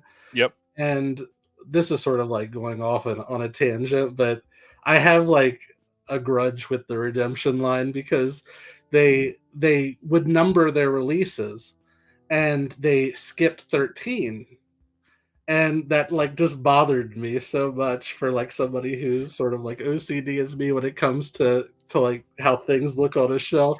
So I contacted them and asked them, and they promised me that they had a big release coming that they were saving for 13, and they were going to go back and fill it in. And that was 10 years ago, and they've never done it. So I want to get rid of all of my Redemptions and replace them with these Indicator releases. Well, on that note, let's make it even worse, because Indicator has done the exact same thing. They apply spine numbers to their titles when they acquire them and not when they release them. And there's a couple titles that will never be released that they did number. And so if you are collecting all of their spine numbers, they will skip some of them as well. That's what it is. Davy Collins, the Iron Rose. That's one of the ones that I've seen. And I really liked that. The Iron Rose is coming on 4K from Indicator. It should be coming the next handful of months. They've already teased it. We will be getting it. There's a couple from them, but I did want to say this isn't actually a really good one from him. I don't love all of his titles, but this is one that I really like quite a bit. I hope people check it out. I'm very eager to see if they release Grapes eventually. I see Davey pointing that out as well. It's one that's never had a great release, and I'm very curious to see it all spruced up. But we do have one more to cover, too, from Jean Roland. We've got The Escapees from 1981. Again, 4K and Blu-ray releases, both limited edition. December 9th in the UK, December 10th in North America. This one, both of them have Dolby Vision, by the way. I don't know if I said that. This one's got the original Jean Roland version and then the alternative version with reordered scenes that they did later. Audio commentary by Tim Lucas on this one. Far-reaching interview with Roland from 2008 as he discusses this and some other films. Natalie Perry and Jean-Pierre Boyou, remember the actress Louise Dewar from this. Previously unseen interview with Jean-Luc Philippe. Critical appreciation by Stephen Thrower on this one. An image gallery, and then, of course, another 80-page booklet with the new essay and some archival writing. I got to be honest, I know a lot of people make choices based on the cover art. I do not love the cover art on each of these that they announced this month. I was about to say I love the cover art on this. Oh, really? This one is better than the last one, but for what they've done so far on the other indicator releases of these Roland titles, I like those a lot more. Mm. Yeah, I do like the ones that are like just the artwork. Yeah. Anyways, that's indicator coming up for December. But yeah, I've been collecting all of those, the indicator 4Ks that of all the Roland films, so I'm definitely in for these two. Yeah, these look good. Hey, Tony, what's going on? Moving to our next one. 101 Films in the UK releasing their next Black Label title. This is Slumber Party Massacre and Slumber Party Massacre 2, coming in a 4K and Blu-ray dual format release, and all of the extras are identical to the UK or to the US Scream Factory release. There is a limited edition booklet in this with a couple of essays. We got one by Sarah Appleton, one by Carrie O'Shea. But other than that, I'm willing to bet the discs are identical to the Scream Factory release. All of the extras are the same. There's no way that they went back and did some other restoration work. They would have bragged about it. Yeah, glad it's getting a release in the UK though. I like these as well. I feel like the first one is just like a textbook example of an 80s slasher. Like it has everything. And then the second one is just batshit crazy. Yeah. Yeah, if you've never seen Slumber Party Massacre 2, you need to watch it like tonight. I mean, yeah, the climactic chase scene that is also a musical number at the same time has to be seen to be. Oh man, yeah, I love these movies. Kino gave us some details on The Hunted from 2003. This is the Friedkin film. We announced this previously, but now we know this is coming on November 19th on 4K. No new extras on this, but the Blu-ray disc did carry over some previous features that they had on the old Studio Blue. Glad this is coming out and people can get this now that Friedkin has passed. The films are less likely to get fought with in any way. So, yeah, we got this coming on 4K, and this will be a good-looking disc, I bet. It's got a brand new Dolby Vision Master. Should look great. It's from 2003. Yeah, I remember this was a solid one. I saw it when it came out and reviewed it, and haven't seen it since, but I do remember liking it, and it sort of has a sort of like a First Blood feel to it. Yeah.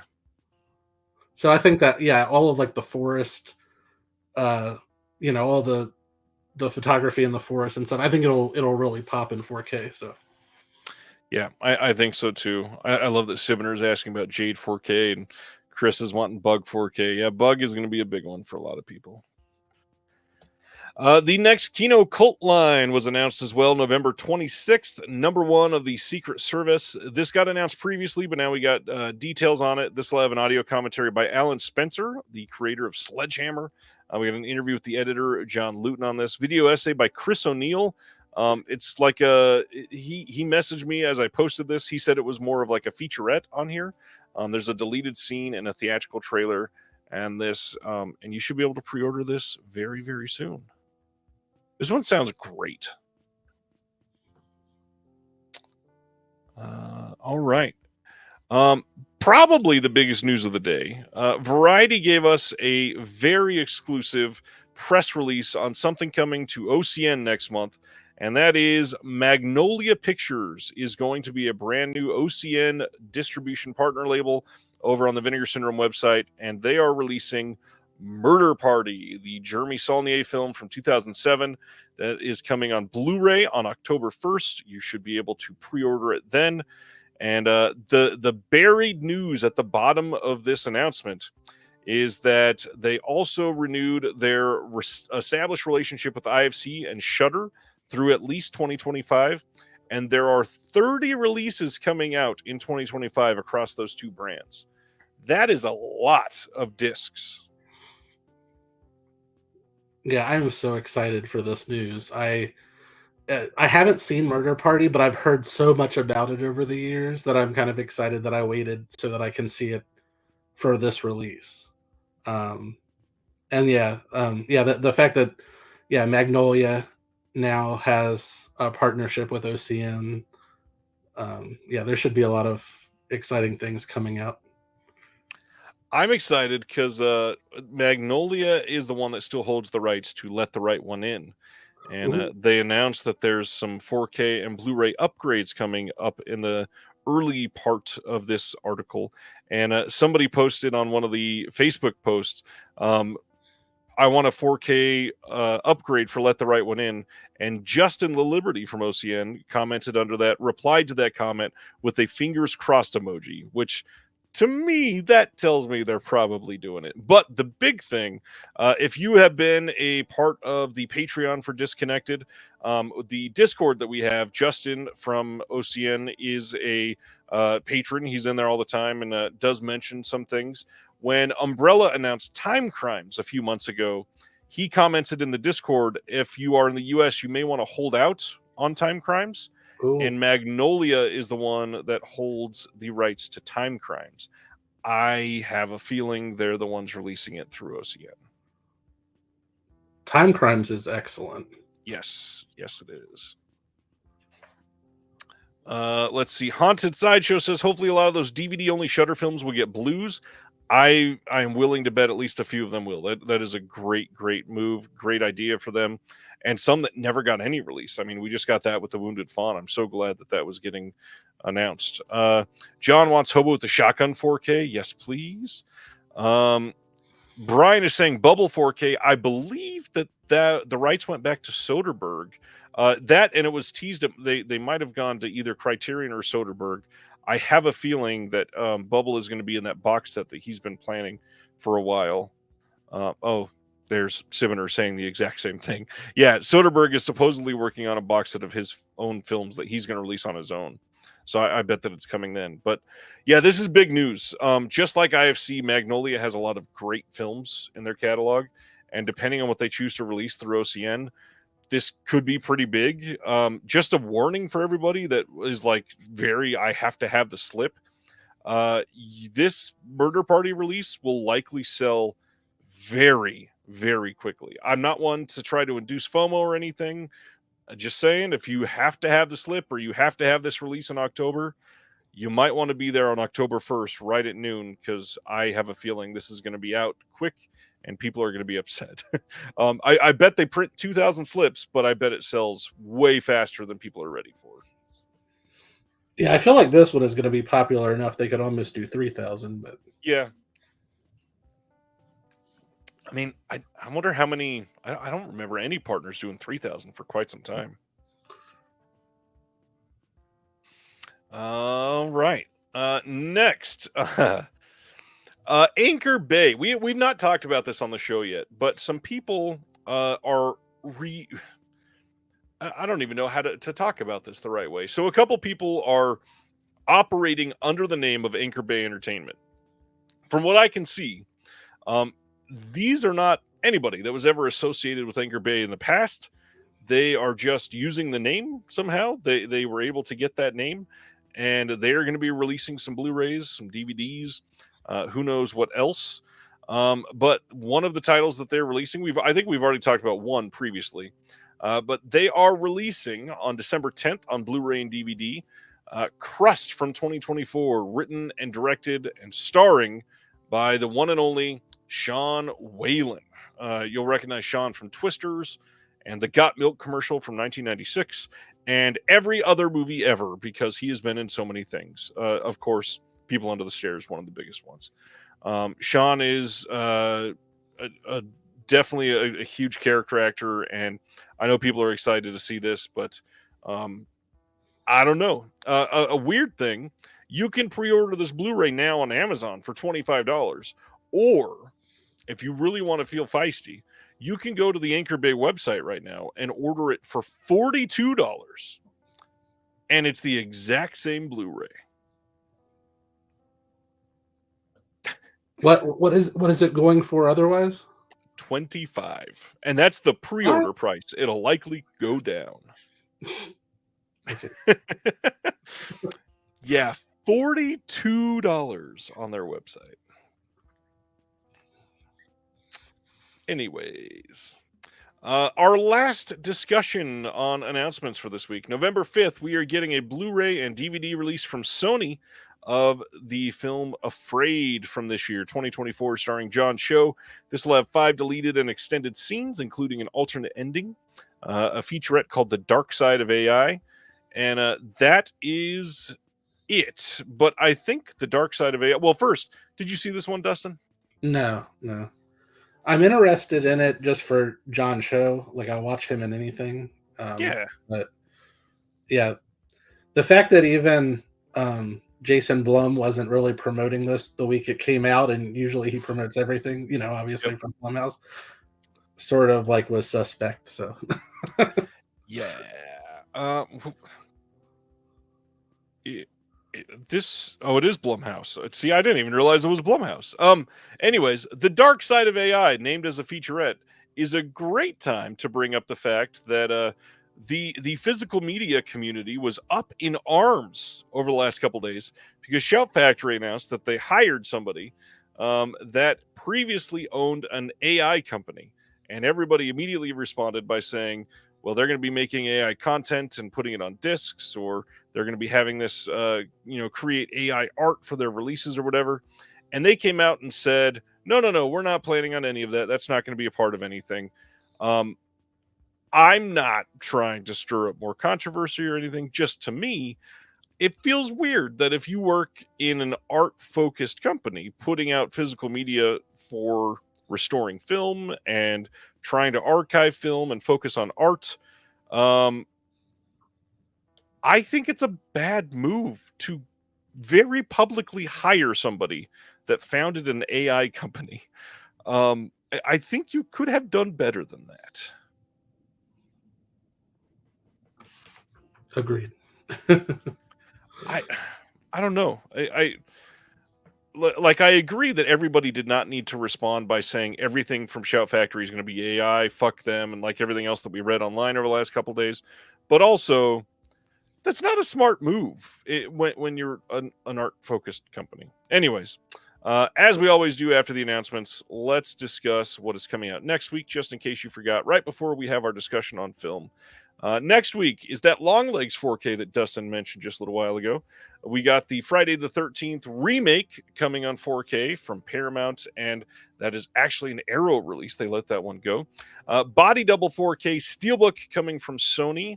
All of the OCN announcements are coming through their standard releases, so those are all going to show up here, but I will skip over those. Murder on the Orient Express 4K from 1974 from Kino. Happiness 4K from Criterion. And a reminder, if you want the magazine to go with it that matches, check out the Physical Media Advocate on Amazon. And then Stardust 4K Steelbook is coming. Village of the Damned 4K from Scream Factory. That's the Carpenter one. Greg Araki's Teen Apocalypse trilogy from Criterion is coming as well. Bad Boys Ride or Die, the newest one of those. Friends, the complete series on 4K. Still can't believe that exists. Despicable Me 4 on 4K is coming out next week. We've got the Mad Max 5 film collection dropping as well. The Lady Killers 4K. Warner Archive coming with Conflict and Journey into Fear, plus a Prairie Home Companion. We've got Tattooed Life from Radiance dropping next week. The Million Eyes of Sumeru 4K from Blue Underground. Link 4K from Kino. More Warner Archive with Johnny's Golden Quest. And the cyber insects also coming on that one. I Remember Mama from Warner Archive. The Threat coming from Arrow as well. Warner Archive doing Bathing Beauty. And A Man on His Knees from Radiance. Let's see, Transformers 7 movie 4K collection if you really want it. Young Sheldon, the complete series Blu-ray. Below the Belt from Kino. I definitely want that one eventually. Redneck Miller from Film Masters. That print run was extended, I believe. Check out that one if you are into it. Finally coming out after being teased for literally like 9.5 years, the Profane exhibit from Unearthed, finally coming out on Blue. And that's most of the big ones. Any of those for next week that you already got or that you're excited about there, Dustin? I already got the Friday the 13th Arrow release. And yeah, this is a big week. Oh it is a big week. Body Double 4K, gotta get that. Happiness, I'm so excited about. And and the Gregoraki trilogy.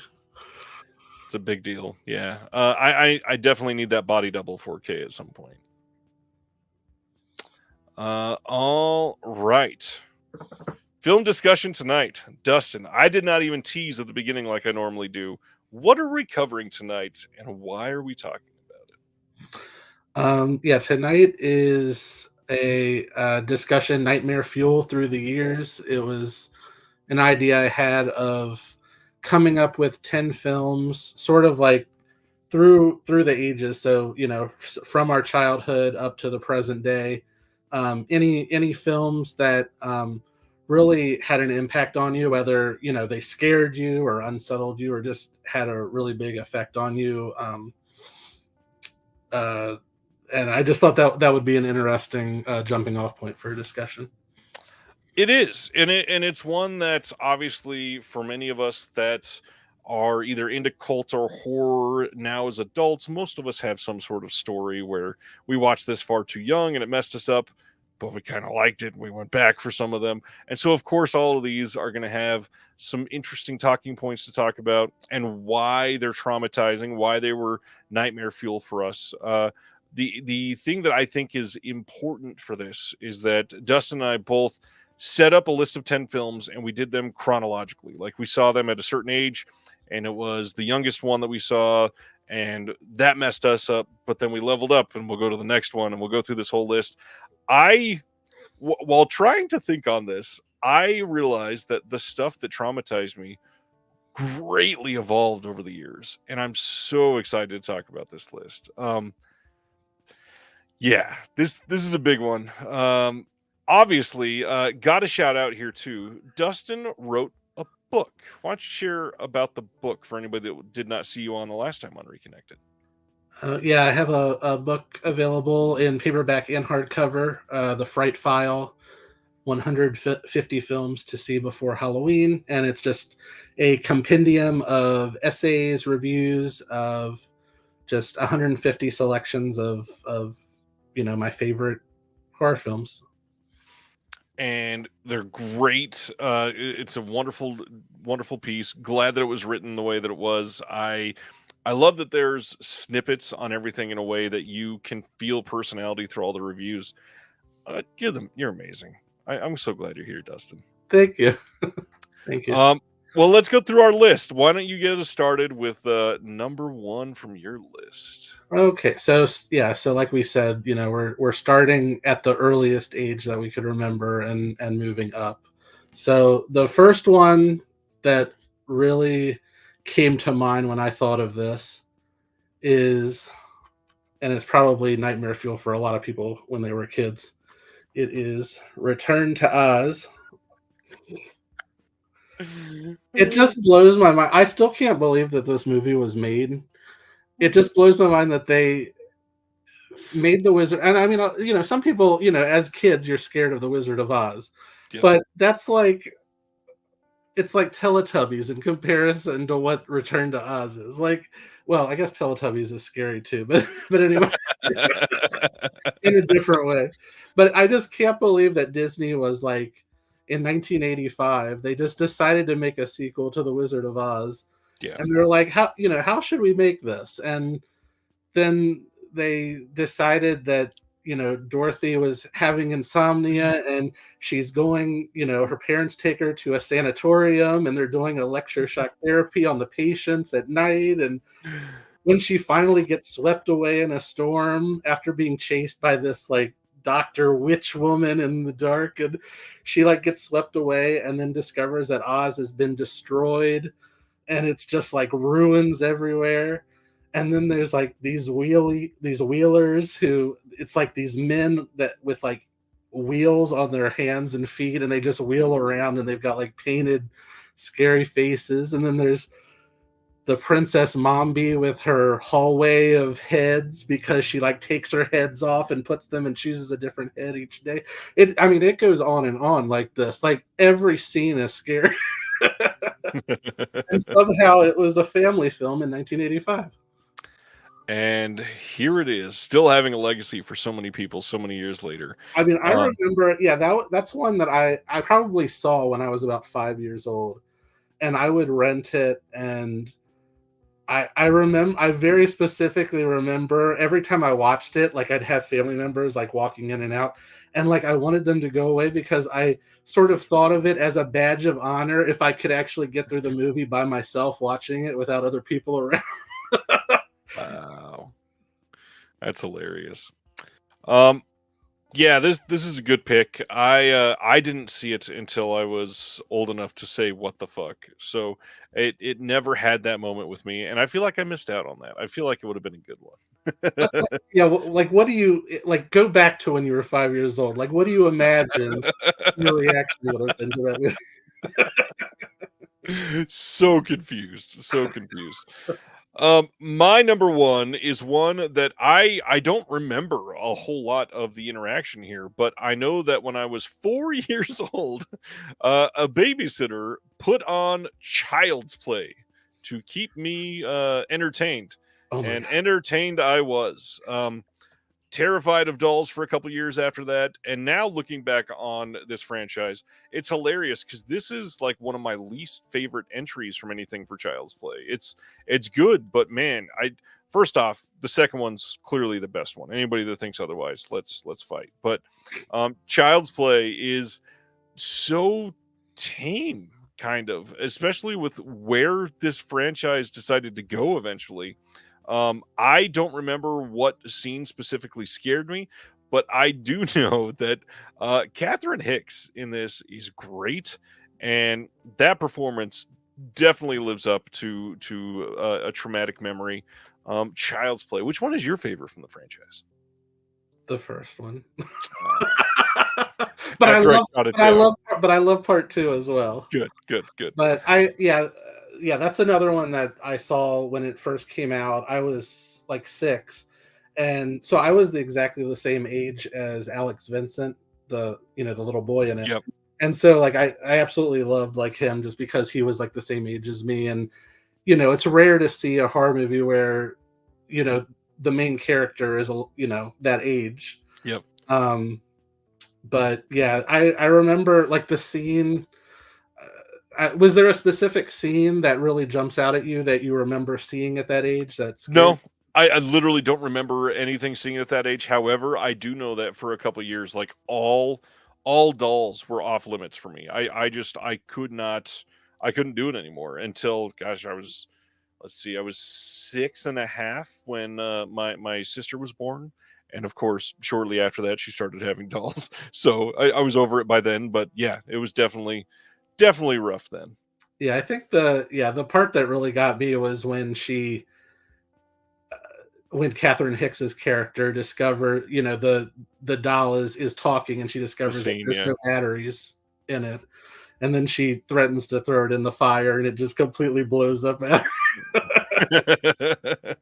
Yeah, I imagine at that age I probably had no clue that batteries were important. All right, what is the next one on your list? All right, so this is going to start a series of, and it just happened this way, 3 Stephen King films in a row, because I saw them all as kids, and they all had a big effect on me. My next one, Stephen King as well.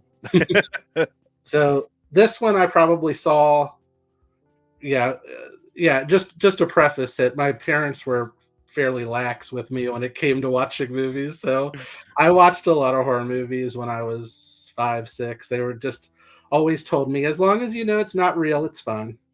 The only thing they wouldn't let me watch is anything that had Santa as a killer. So like Silent Night, Deadly Night was off limits. But otherwise, I was like watching Friday the 13th at like 5 and 6 years old. But anyway, this one really creeped me out, and yeah, and it's Creepshow. Sweet. Yeah, the big part with me for this one, it's funny what you remember like so many years ago, you remember as a kid, but like I remember every time this movie would start, the classic 80s Warner Brothers logo would come up on the screen, and with the sound effects of the movie, like the opening scene was what scared me the most. Like it wasn't even the main story so much, it was the wraparound story. It has Tom Atkins in it, and it's set, you know, he's an abusive father, and he discovers that his son, played by Joe Hill, has, you know, this Creepshow comic book, and he throws it away out in the garbage, and like there's lightning, and it's nighttime, and it's Halloween, and there's pumpkins all around, and the father throws it in the trash can, and you can hear like this cackle in the background, and it's like the creep cackle, and then the little boy is in his bedroom, and he looks out the window, and the creep is just standing there at the window looking at him. And all of this is before the opening credits, and that was the part that scared me so bad. And of course, I pressed on and loved it. But I watched this movie so much as a kid. I don't remember how old I was. I had to have been somewhere around like 9 or 10 when I saw Creepshow for the first time, and it freaked me out, but for the funniest reason, because Stephen King's character's last name in that is Verrill, and in my mind at that age, nobody else in the world is named Verrill other than my family. So I was like, who is this? Yeah, that was. Did anybody like growing up? Did anybody mention that to you? Like, no, I don't think so. But yeah, I saw it without anybody ever bringing it up, and it was here's Jordy Verrill, and yeah, it was great. My Stephen King, she already went to bed. Good night, Mom. But just in case she comes back, I will say, she at the age of 6 or 7, I can never remember what it was. We had a crazy relationship growing up. I had a stepmom, so I was with her a lot of the time. But my mom, I was with her, and at a very young age, she put on Carrie, and it was at like a family gathering house, like with a bunch of cousins and all that. All of them were definitely ready to watch this movie, and I was definitely not ready to watch this movie. Now, 6 or 7 years old, I had no idea about like menstruation. So even the opening scene of throwing tampons at a girl bleeding in a shower was like, what the fuck is this? And then as the movie goes on, and it's this girl is evil, and she can look at people and things move, and everything was just creepy as hell to a 7-year-old, not knowing anything that was happening. This is a wild one to have as a foundational film, because so much is just a mix of otherworldly feelings, and then it gets supernatural by the end, and everything is just so odd. And because it's like ethereal in the way that it's playing, it feels a little spookier. It feels a little like in a fantasy land, and so it's like already setting you up for bad dreams, because it feels like you're dreaming when you watch it. This movie's great. I love Carrie. Gotta love Carrie. Watched it tons of times since then. So yeah, and that's a big one. It has the very last scene. Oh yeah, gotta go for the original jump scare there for sure. So my next one, the next Stephen King one. So this came out in '89, and I saw it when it came to VHS. So I would say I was like 7 maybe when I saw this for the first time, which is quite a lot. This movie, Pet Sematary. Nice. Where to begin with this movie? This one. I just feel like this film, because it's about an Indian burial ground, and it brings people back to life. But I feel like it also does sort of seriously touch upon like death and not knowing what happens after you die, and the whole thing is an exploration of like this. Basically, the entire family is destroyed. Well, spoiler. Hopefully you've seen it, but it's a very dark movie. And I think that just the topics mixed with, of course, the character of Zelda, which I think personally is one of the scariest Scream characters of all time. And she's the sister of, so in the family, the mother, she's haunted as a child by her older sister, who had spinal meningitis, and she just she basically she describes it as before she passed away, like she had basically just like turned into this like creature, like this monster that the family hid away. And it's really sad, but it's also just so it's so frightening. And then throughout the movie, she's haunted by this character who keeps like coming back to her. And yeah, that's definitely one of the more memorable, scary, unsettling films that I saw. I will bring it up now. I was going to bring it up afterwards. I never was really scared by Pet Sematary. I thought a lot of it was just goofy. I don't know why. The acting for some reason never clicked with me. The remake wasn't great, obviously, either. However, Zelda deserves just a special mention for that scene alone. The first reveal is done in such a perfect way to ratchet up the tension, but it's also very weird when you think the rest of the film is silly to have that happen all of a sudden. So it definitely comes out of nowhere.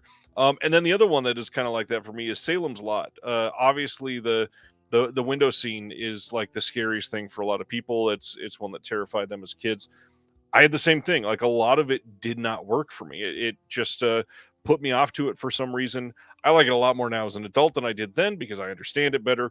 But that window scene definitely still got to me. So it didn't necessarily make the list because it worked in the moment, but everything else about it was just funny. When did you see Pet Sematary for the first time? Oh gosh, I think I was eight-ish. Oh, okay. So you were really young then. Okay. Yeah, and this next one is where I start watching them. So I'll go into it. My third pick is Halloween.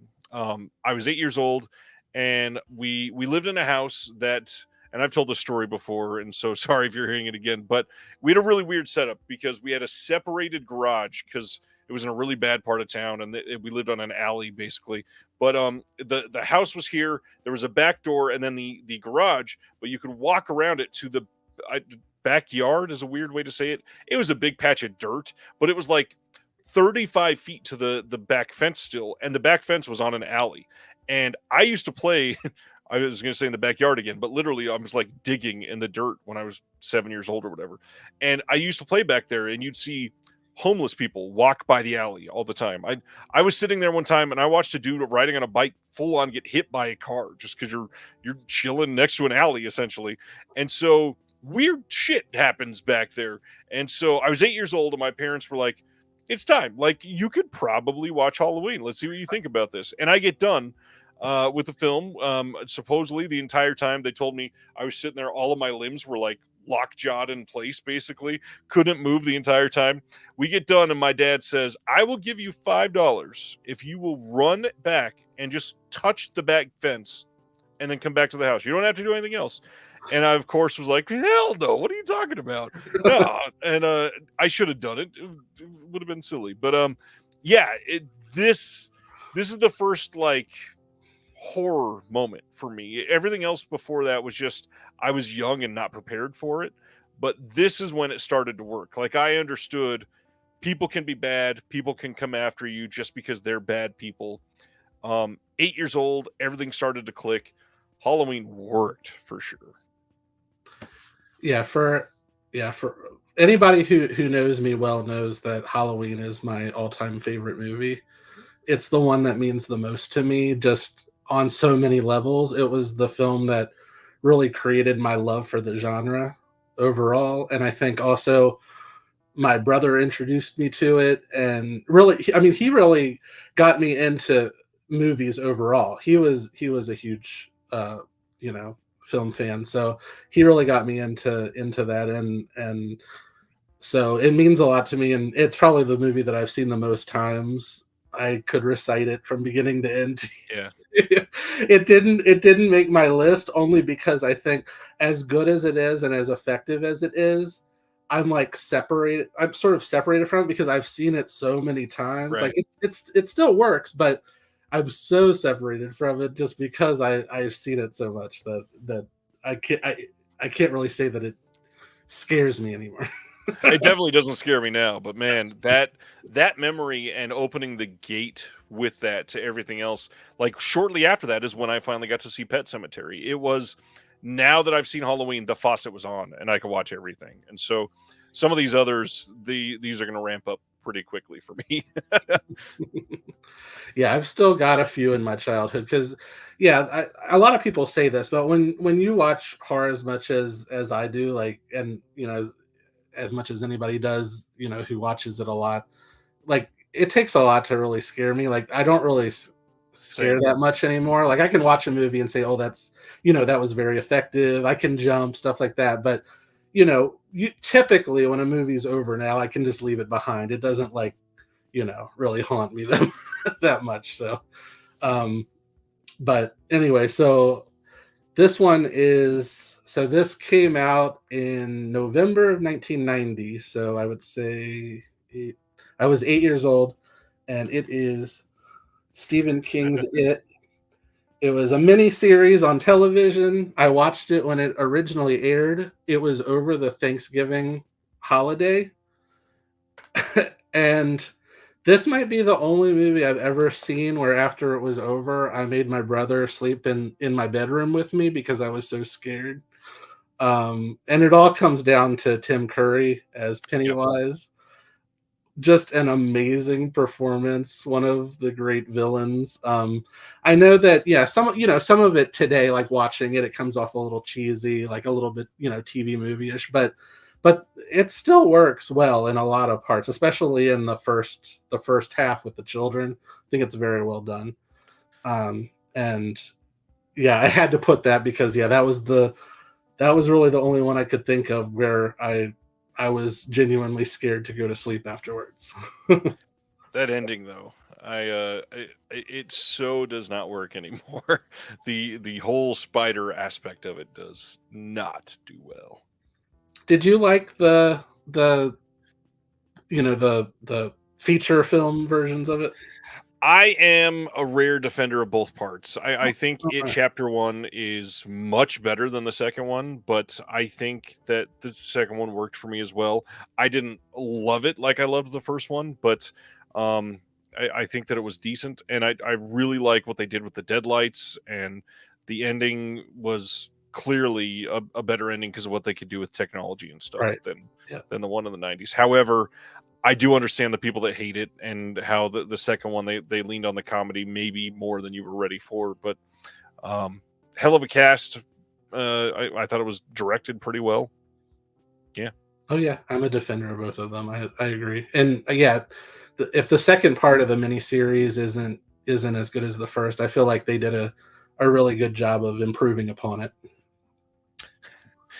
and Ryan in the comments says I can confirm the new It's play well with 13-year-olds. That's exactly what it needed to be. Oh, I can Perfect. imagine. All right, I'm on number 4. Okay, so Halloween opened everything for me. I started watching stuff like Pet Cemetery, some of the others from like the 60s and 70s that were a little more low key, and that led me to finding the tapes on my mom's shelf of the Omen franchise. And so my number 4 is the Omen because this thing fucking got to me. At this age, my parents had already sort of indoctrinated me into religion a little bit, and I was, thinking I was knowing more and learning more about that side of thing. and then watching the fact that spirituality in a film can cause somebody to essentially lose their damn mind and make so many things in this film just be terrifying really got to me. So I mean, Siminer's already quoted it. The suicide scene in the first Omen movie was crazy. We lived in the desert in California, and that area gets a lot of crazy storms. So like beautiful lightning storms are a common thing.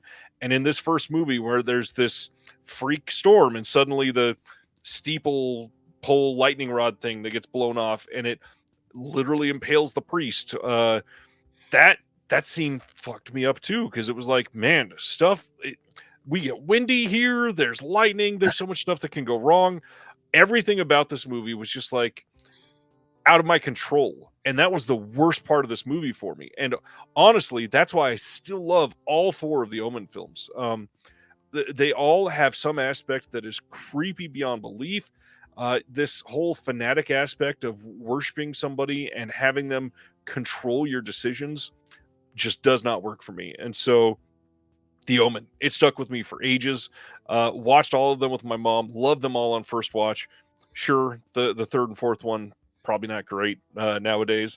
The last time I watched them, I went, ooh, these are worse than I remember. But they're still fun. I mean, even like some of the aspects that are like quick scenes that they threw in the first one to just like throw in some exposition. This first film is done so well. It is directed masterfully, lots of tension. Absolutely love it. Yeah, if you've never seen The Omen, go back and watch it. I still really hope we get a great upgrade for this someday, that it gets some huge boutique release that's not the Scream Factory box set, something from some new audio commentaries. Give us a 4K release. I would love The Omen to get some love. Yeah, the first one is my favorite as well. Although, have you seen the first Omen yet? It's the only one I've not seen. I saw the remake. I've not checked out the one from this year. Yeah, I think you'll really like it. It was better than I feel like a lot of people were anticipating. We, unlike many people who chose the first Omen over this, my wife and I chose to go see Immaculate instead of the first Omen, which I loved Immaculate. So yeah. Well, out of the two, I think I like Immaculate a little bit better, but I like them. Interesting. I think most people have been leaning towards First Omen, so I'm glad to hear that. Yeah. And so my next one is, yeah, I would say around the same time as it. I feel like probably 8 years old was when I first saw this, and it's sort of a semi-religious movie like The Omen in a way. It is John Carpenter's Prince of Darkness. Have you seen this one? Oh yeah, this movie I hated until I saw it in the theater. That changed my entire feeling on this movie. Oh, I'll get into that after you talk about it, but yeah. So, yeah, it has sort of a silly premise, but I think that they use it in such a cool way. Yeah, I've been a huge fan of this movie. I feel like, Halloween, as far as John Carpenter goes, like Halloween is obviously my favorite, but I feel like Prince of Darkness might be the scariest of his movies for me.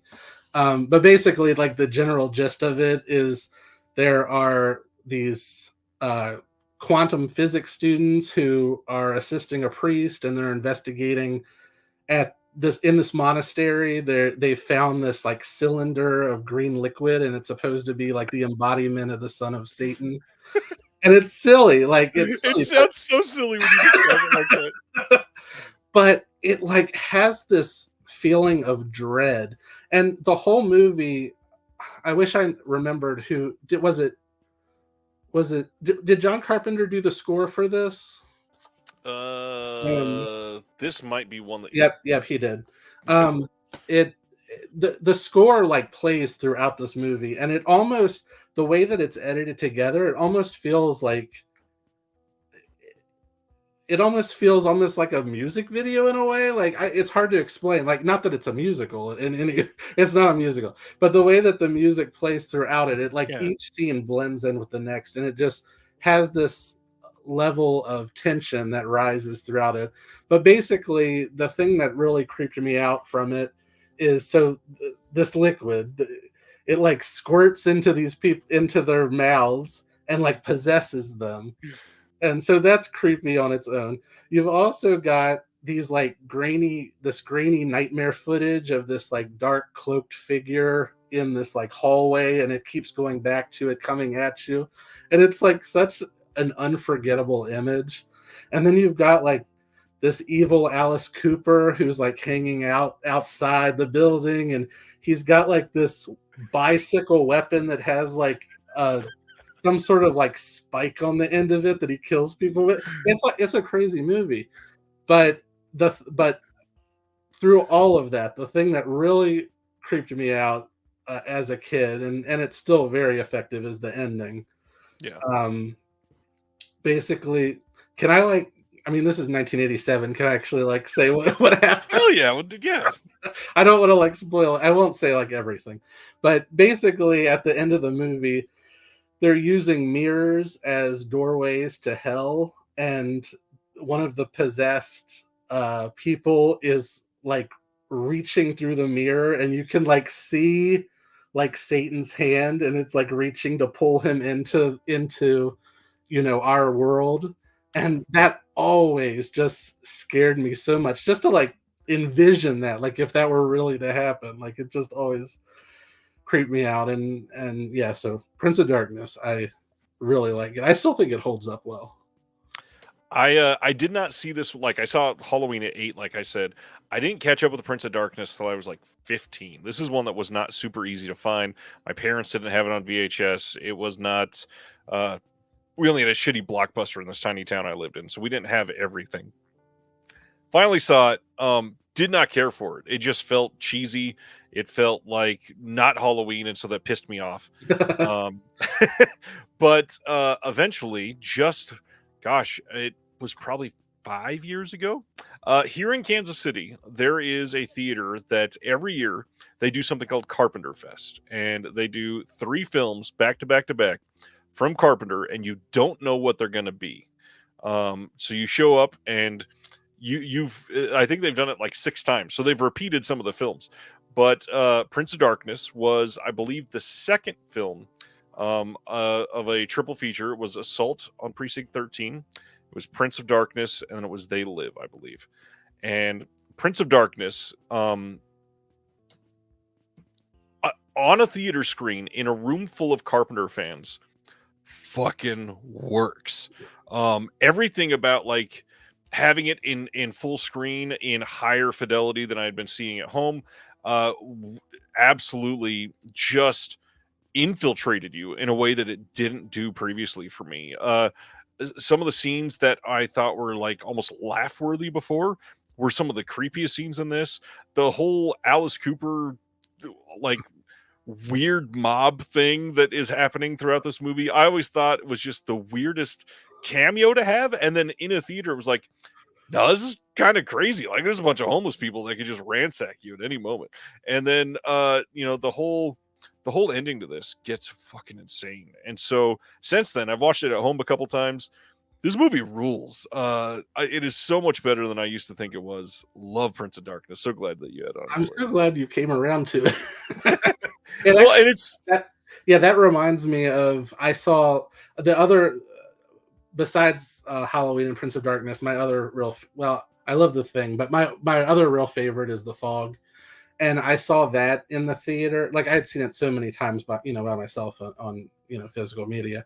And then a few years ago, I saw it around like the Halloween season, and I saw it on the big screen. And yeah, it was the same way, like with a room full of people, and a lot of people probably hadn't seen it before, and a lot of people were familiar with it, and just the reactions to it, like it just almost felt like watching it again for the first time. And it really did have a huge effect, just seeing it that way. And I always loved John Carpenter. There was just a couple that never really stuck for me, and I'm so glad that this one does now. It's great. So I saw The Omen. Like I said, I was probably 9 or 10 when I saw that, and then a couple years later, I get into that age where you think you are hot shit and everybody around you is, talking about the craziest things they've seen, and you start venturing out into that world of, I have to see extreme movies. And of course, in the mid 90s, when everybody's talking about extreme movies, I had to watch Cannibal Holocaust. And being in a family that loved animals, being in a family that, uh, I let's see, I was around 11 or 12. So this was right around like when Blair Witch Project was about to be coming out. The whole realism aspect of Cannibal Holocaust fucked me up when I first saw this. It was like, I just watched people die. This was absolutely a snuff film, and they killed all these animals, and I hate everything now. This movie haunted me for a long time. And what's odd too is like I said, I grew up in a very small town in the desert. I frequently would be somebody that would literally just tell my parents, I'm going out in the desert and be gone for 7 hours and then come home for dinner time. It was that sort of town. I lived that life a lot. I would come across like this tortoise died and was fully eaten by a vulture, and see just random things out in the middle of the desert, and it reminded me of this film. And so for years this thing weighed heavy on me. I like it a lot more now because I understand so much more of it, but still don't love this movie. Not that it is scary to me necessarily now, but man, the whole animal aspect of it really messes me up. I still can't believe that the amount of animal abuse in some of these movies. Like I've not watched Calamity of Snakes from Unearthed yet because I bought it because I wanted to, and then hearing some of my friends review it, I was like, yeah, I don't know that I want to watch 1,000 snakes be killed. Yeah, Literally. going to that, I couldn't bring myself to buy Calamity of Snakes. Like, I'm usually all over every snake movie. Snakes are one of my great fears in life. But I love watching. I love watching any movie with snakes, even though I can't stand them. But yeah, knowing that there was, even though I can't stand them, knowing there was so much cruelty to so many of them in that movie, I just couldn't bring myself to get it, because I was like, I don't think I can watch it. Like, Yeah. As far as Cannibal Holocaust, I saw it one time, and I just don't think I can watch it again. I think it's well made in a certain way, and it's effective. As far as like the reality part, like it sort of like was groundbreaking at the time. But yeah, the tortoise scene, that by itself, I can't watch it again because of that. I would have to fast forward it through that part. It's That's appalling. why I brought that up. Living in the desert, we saw tortoises all the time. We even went through the proper channels because a tortoise was living in our front yard. We went to the Bureau of Land Management and got a permit to keep it as a pet. We loved animals so much. It is appalling to watch the tortoise scene. This movie still, like, some of those scenes still get to me. Yeah. Yeah, that's a good one for unsettling. All right, sir. We are halfway done. Okay. So this one might be slightly a surprise, but you have to go back to like when it came out. So this is a movie that's so well known, and it's probably not thought so much anymore as like a scary movie, more as just like a smart, irreverent type of thriller. But when I first saw it at age 15, I saw it opening night in the theater, December 1996. Scream. The opening scene of this movie with Drew Barrymore, that scene, it's like a short film all on its own. Yeah. And by the end of that scene, like, I was sweating. I like had goosebumps on my arms. I was like clenching the seat. Like, it was terrifying because Drew Barrymore is like such a likable person to begin with, like as a screen presence, and then to see something like that done so well by Wes Craven, like, I just feel like that's a perfect 10-minute segment of a movie. And I love the rest of it, but that was the part that really frightened me. Home Alone, like, when she and it's also just it's very brutal. Like it gets very brutal and gets real really quick when she's outside and he stabs her and her parents are right there and she's trying to get their attention and she can't scream, and it's so well done. And I feel like even I feel like it's not really thought of so much as like, oh, it was such a scary movie. But when you go back to when it came out and nobody really knew what to expect from it, and you were seeing it for the first time, it had a huge impact. This is hilarious because this was going to be my number 6, and I literally removed it because I wanted to advance a couple years instead. This is one that, funny enough, the exact same scene really got to me. The fact that she cannot open her mouth and speak reminded me so much of the amount of times that I've dealt with sleep paralysis, that you feel like you want to open your mouth and beg for help or say something to somebody else in the room or whatever. Sleep paralysis is no fucking joke. And that is the first scene that I ever saw that felt like I have felt in sleep paralysis. So, Wow, that's interesting to compare to that, but I can totally see that, and I've experienced that before too, and that it is very similar to that feeling of being so helpless, wanting to. exactly. And you feel like help is right there. You just can't do anything about it. Right.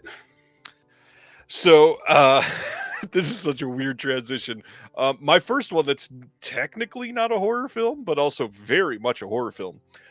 My number 6 is here because it is a very manipulative film. I am advancing kind of far here. I'm jumping like a good 6 years to 2004 when I was 17, and the person who is now my wife, who's on the show last month, Laura, she was at the time 15, and we were best friends. We had dated around this time, and we were best friends in high school. I was driving a 1987 Mustang convertible that was an absolute piece of shit, and we went and got tickets to the opening night of The Passion of the Christ. And this movie is here because of how much religion shaped the lives of me and my wife. And this movie was literally made to make you feel broken and manipulated emotionally in a way that you are like, they expected other believers to cry in the theaters, and cry they did. This theater was full of crying adults. This is one of the weirdest theatrical experiences I've ever had in my life. But we go to this theater, and it's the two of us alone in a packed crowd. And this movie is brutal. It is gory beyond belief. It is gruesome. It is weird. I don't think I've watched this movie since then because it's so fucking awkward. However, I only saw it the one time in the theater and I've never seen it since. this movie is so fucking traumatizing. Like, everything about this is made for you just to feel bad about yourself. But everything about this is just, why? This is so weird. And at the time, like Craig just commented, hot date movie, bravo. I mean, I thought I was doing the right thing as somebody that was completely enveloped by religion at the time. And this is something I definitely could have listed. Something else here, like Jesus Camp, another movie that terrified me. I could have put that on there too. Yeah, either one of those are something that I think is super important to bring up here, because it's not just about horror. A lot of these films can be traumatizing beyond all of these other things, and the way that this movie literally tries to manipulate your emotions, I think, is the thing that's traumatizing about this. And I've only got one other one on here that is not a horror movie, but I think this was an important one for me to listen. Mm. Yeah, it didn't. It's definitely, it's a very weird movie. It didn't have the same effect on me, perhaps, just because I didn't grow up in a religious household. So but I can imagine at that time for you, like, yeah, I can imagine. What was Laura's reaction to it? Same sort of thing. Like, she was so enveloped, it was like, oh, that was just a touching thing. We both definitely cried in the theater. Funny enough, like, I don't even remember most of our immediate visceral reactions, because on the way home, on the way to drive her home afterwards, I took a corner too sharp and barely hit the curb, and got pulled over by a cop. Oh. And Laura was 15 at the time, so it was like that was a traumatizing moment for my wife. She still looks back on that and says, well, I don't get pulled over like you did. You were 17. You mentioned Jesus Camp. Have you seen a documentary called Hell House? No. I think it's called Hell House. I think that's what it's called. It's about, I think it came out in the early 2000s, and it's about a Christian haunted house that they put on for Halloween. And so instead of like, ghosts and monsters jumping out, there's like a room where like a woman is having an abortion, and then it's horrific. 2001. That's another movie that's very unsettling. I will be adding this to the watch list. Yeah, that would be a great nightmarish double feature with Jesus Camp. Yikes. Leif says Hell House is great. Nice. So for my next one, all right, so now we're going to 1999. So I was a senior in high school at this point, and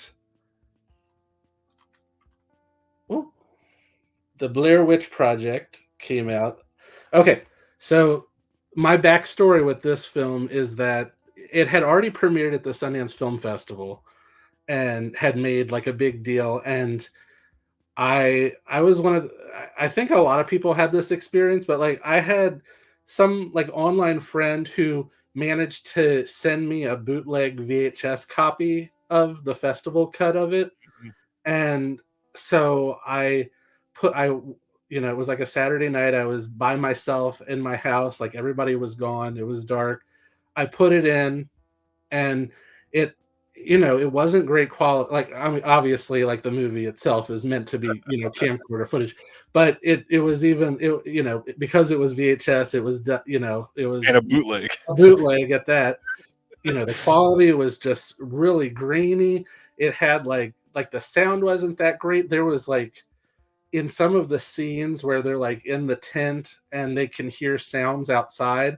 There's sounds that I heard that are terrifying in a way that they don't exist in the theatrical cut, because before it finally got released wide in theaters, they like redid the whole sound of the film, and I think they sort of like messed it up a little bit, because that version of it that I saw on that bootleg VHS, I don't remember ever being as scared of a movie as I was of that. When it was over, I was still by myself at my house, and I remember it was dark in my house, and I remember like running past like the doorways to the bedrooms and stuff, because I was like afraid something was gonna like pop out at me.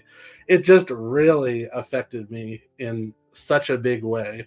It felt, I knew going into it that it was fiction. Like I knew that it was actors. I wasn't someone who fell for it and thought that it was real. But but yeah, I also at that point just hadn't seen something that realistic, that felt real. It felt like it was just real footage that had been found, of these hikers. And so when it came out several months later, it was released in theaters. I was so excited. I had like a Blair Witch Project t-shirt. I like wore it to the theater. It was a sold out crowd. I was so excited to watch it like that. Number one, I mean, I still think I still love the film, and I've gotten used to it. But like number one, they had cut out some parts from the festival cut, and so it like was heartbreaking when they like cut out these parts that I had remembered so well. But the main thing that really ruined it for me in the theater was the crowd was like laughing at it. They were like catcalling it. Like it was a horrible experience, and it completely ruined the effect of it. And so there's just no way to recreate that first time that I saw it months before it came out in that fashion, and how much it affected me. There's also no way to recreate the marketing that happened for this movie. Oh yeah, yeah. This will never be able to happen like this again. I think the only thing that's ever really come close is Cloverfield, probably. And it's interesting that they're both found footage, I guess. But what's more interesting is that the internet has taken away the ability for something to ever spread the way that this did in such a unique and organic way. This movie was everywhere in a way that other films were not ready for yet. They tried to get that feeling with something like Paranormal Activity, but it just wasn't the same.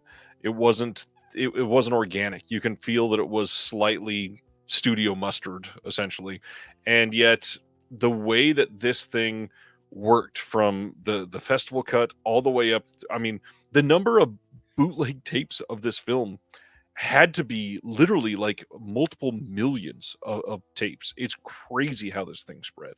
And the Um, fact that even with that, the fact that it blew up and was such a huge hit, like that, I mean, yeah, you just can't really recreate it quite like that again. Like and it, still had so many people thinking that it was real and that it was never going to come out, but these kids were definitely dead. And even though you could literally see them at the premiere, like, of course, it wasn't that. Anyways, and yeah, I and I grew up in a town that is about a half hour away from Burkittsville. So I was always going there. Like after the movie, like I visited the cemetery, the different shooting locations, and yeah, it was just cool that I think that also added to it was that I knew that I lived so close to where it was shot and right. where it was set. Well, funny enough, that last sentence is the perfect segue to my next one. Like I have mentioned multiple times tonight, grew up in the desert in California, and being in California, a lot of these films that are, from creators living in LA, they need a unique place to shoot. Lots of things shoot in the high desert in California. And so things like Kill Bill Volume 2 filmed in my hometown when I was younger. I still remember there was like a week where they were set up for the mobile home scene where they let the snake loose in the mobile home. And it was up against the side of a mountain where they filmed it. And these lights were bright as hell at night. And I always laughed because they didn't really need to film it at night. But I think they did it so it wouldn't be so brutally hot. But there's a couple of other films that were filmed near there and were terrifying. And the one that really stuck with me because it feels like it could just be out in the middle of nowhere near my house was the remake for The Hills Have Eyes, which still has sunk into a deep place in me and will never leave. This movie is so scuzzy and just gross and unexpected. I mean, like And you don't expect that from a remake. Like you would right. You get like one of the villains from this family, clan, group, whatever, like licking one of the victims' faces. And even that moment was just like, you're crossing so many boundaries. I wasn't even ready for the sexual assault after that, but so much of this is just no one is holding back. This movie goes to everywhere that the original film really wished it would have.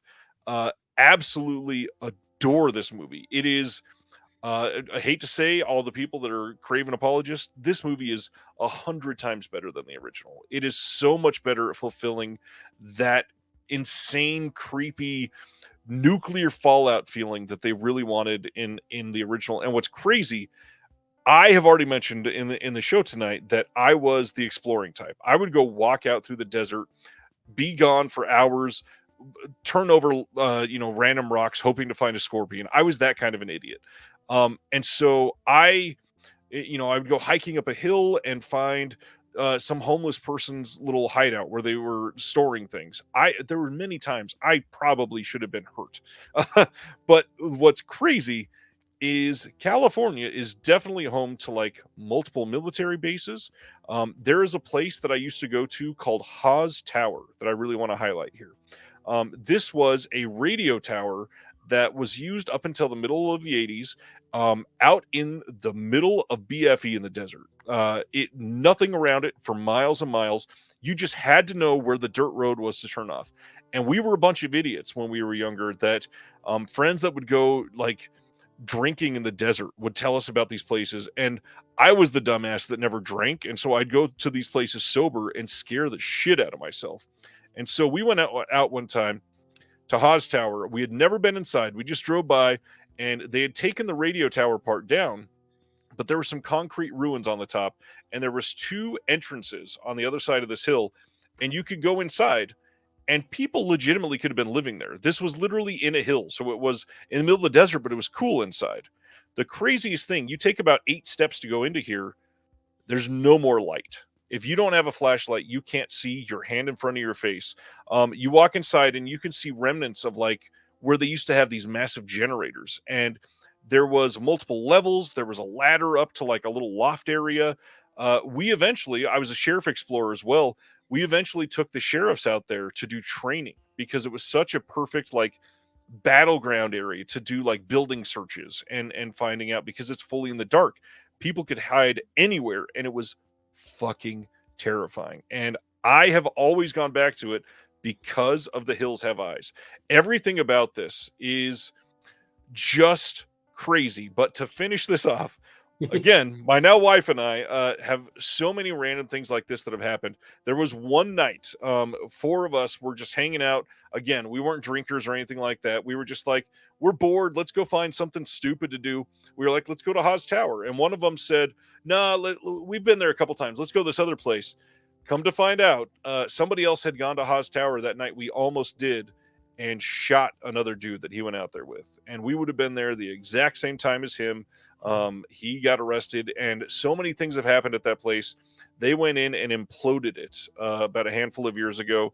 It is fully blocked off. Everything's gone now, but one of the most terrifying areas of my life when I was younger. Used to go there all the time. I don't know why. I was a weird kid. I love that story. So how, like, what would you do when you got out there? Like, would you climb it or what? Yeah, like there was this rusty old crooked ladder. We would climb inside and go up to the loft area, walk around. We would scare each other. We would just hang out. It's just something to do. Like when you live in the desert with nothing to do, and you're not one of the people that's on meth or drinking, you just do stupid shit. Like we used to go. There was a ghost town, Calico Ghost Town, by where I grew up in Barstow, California. The city there. I say city, there's like 2,000 people that live there. There was a mining town that was there for the silver rush back that happened in Southern California then. And when I went to Calico, I was super interested in this old mining town. Come to find out, they also had this really old cemetery nearby. And you could walk in and see graves from like the early 1800s. And what's crazy, like I know a lot of people on the East Coast, that seems like nothing because there's history. And if you're in the UK, it's like 10 times worse. You laugh at Americans because we're only talking about things that are 150 years old. But in California specifically, California is very young. You don't get to see a lot of things that are even 100 years old. The town I grew up in, the oldest building that's still standing was made in like 1920, something like that. And so to be able to go 10 miles away to a little old mining town and see graves from like 1840, it felt like transporting into a different world. And I loved being in places like that. Absolutely loved it. It's what got a lot of this instilled in me. I just did stupid shit. I don't know. Hearing that story though, it reminded me of one that a film that I actually meant to put on my list, and then it completely slipped my mind. But I have to mention it. Fall, from just a few years ago. So one of my other fears is heights.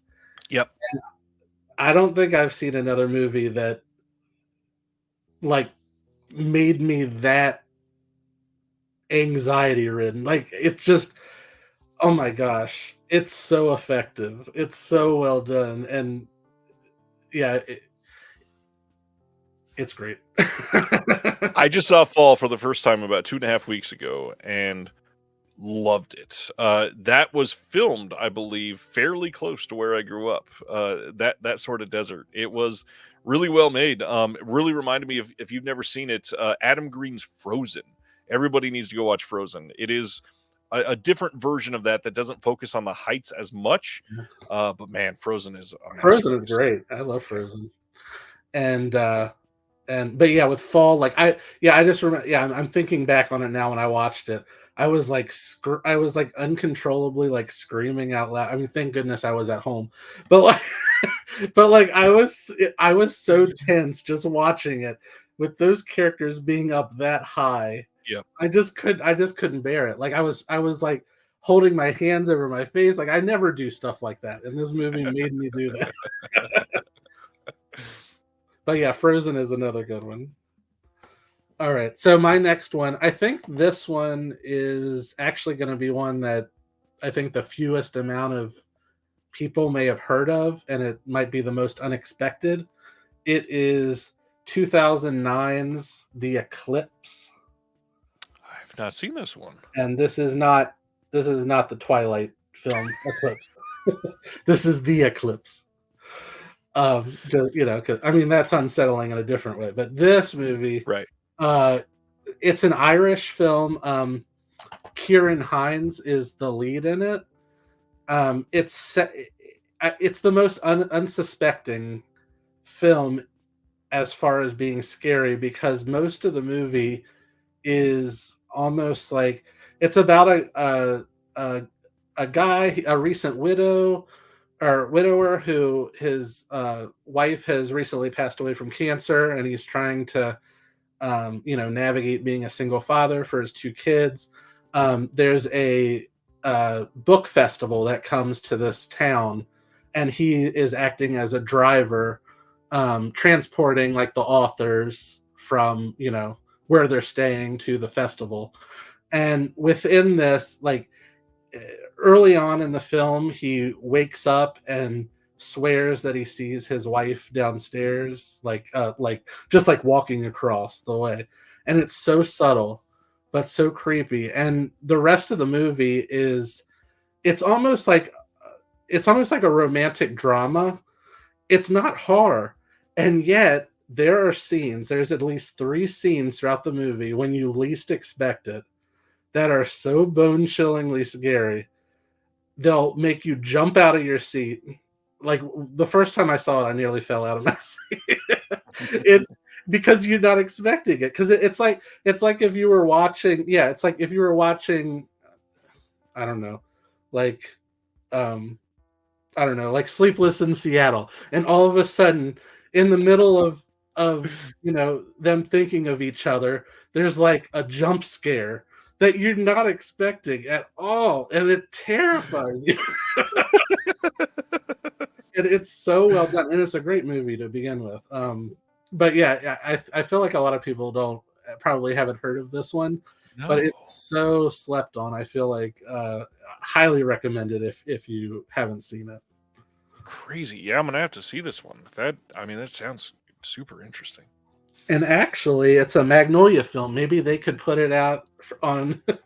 Does it have a blue at all?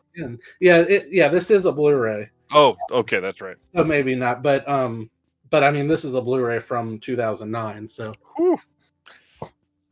All right, yeah, I'm gonna have to check that one out.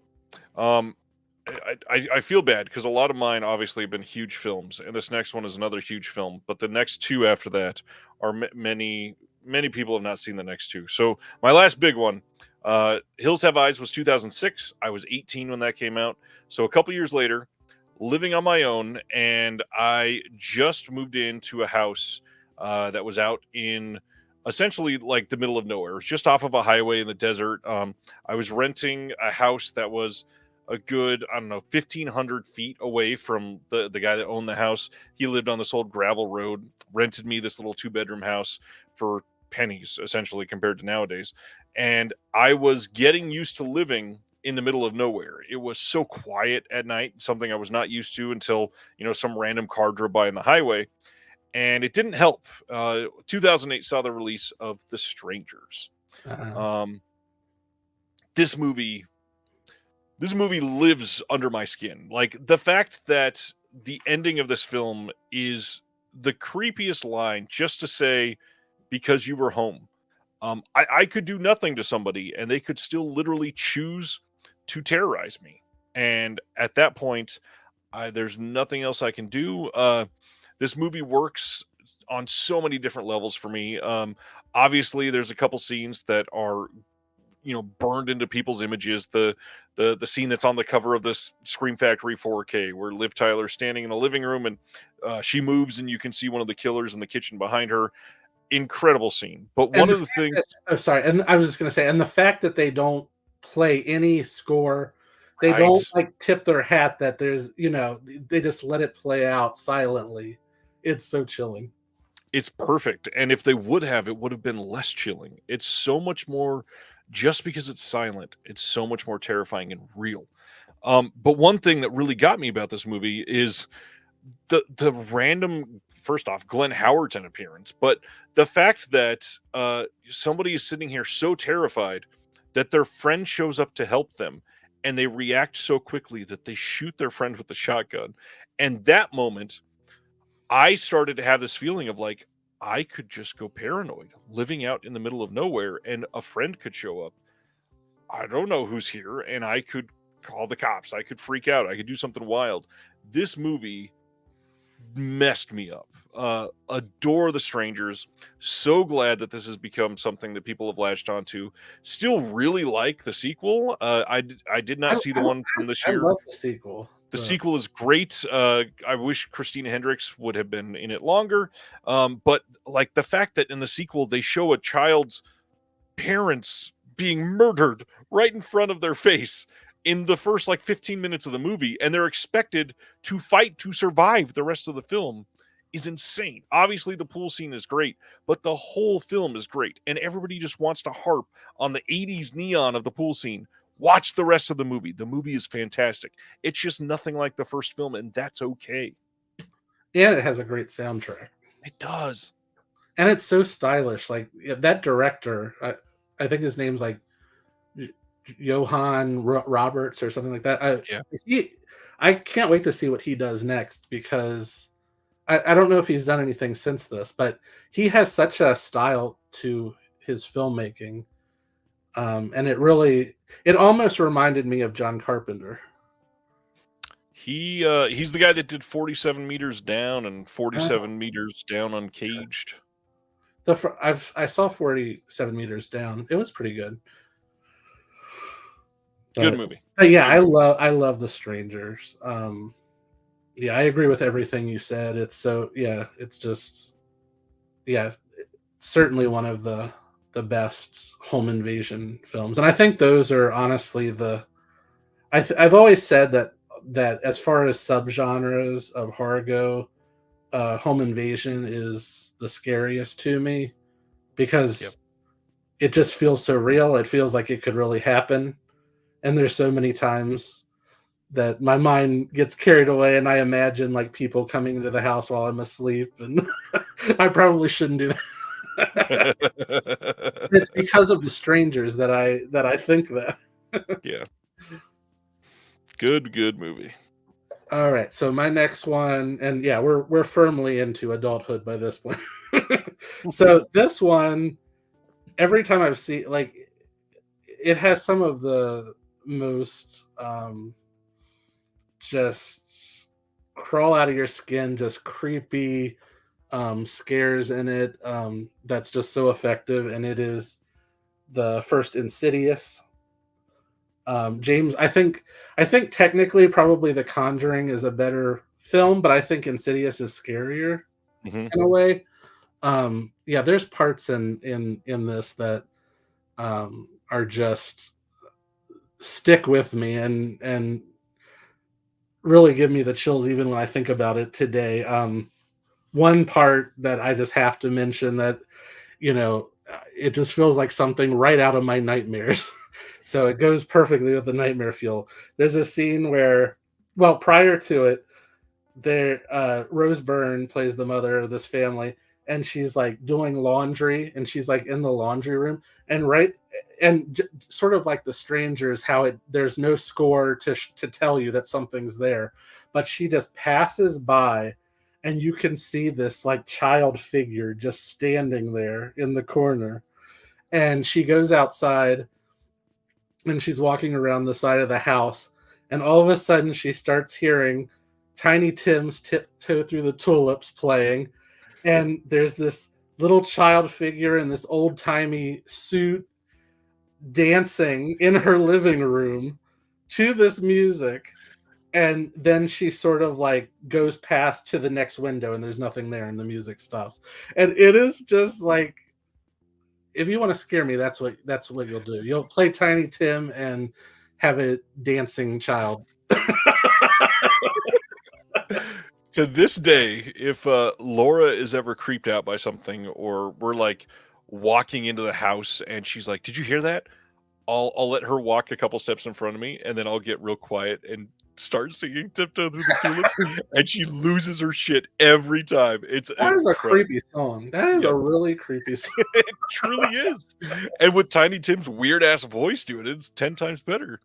And also I must mention there's another part. Oh my goodness. I remember seeing it for the first time and jumping so hard is when she I think she hears like the baby monitor or something, and she runs up into the room, and like there's a figure behind like the curtain of the bassinet. It is just so well done. Like it really takes a real filmmaking talent to create moments that are that effective in film. Because I've seen a lot of movies that try to do jump scares, and most of them are cheap and don't really work.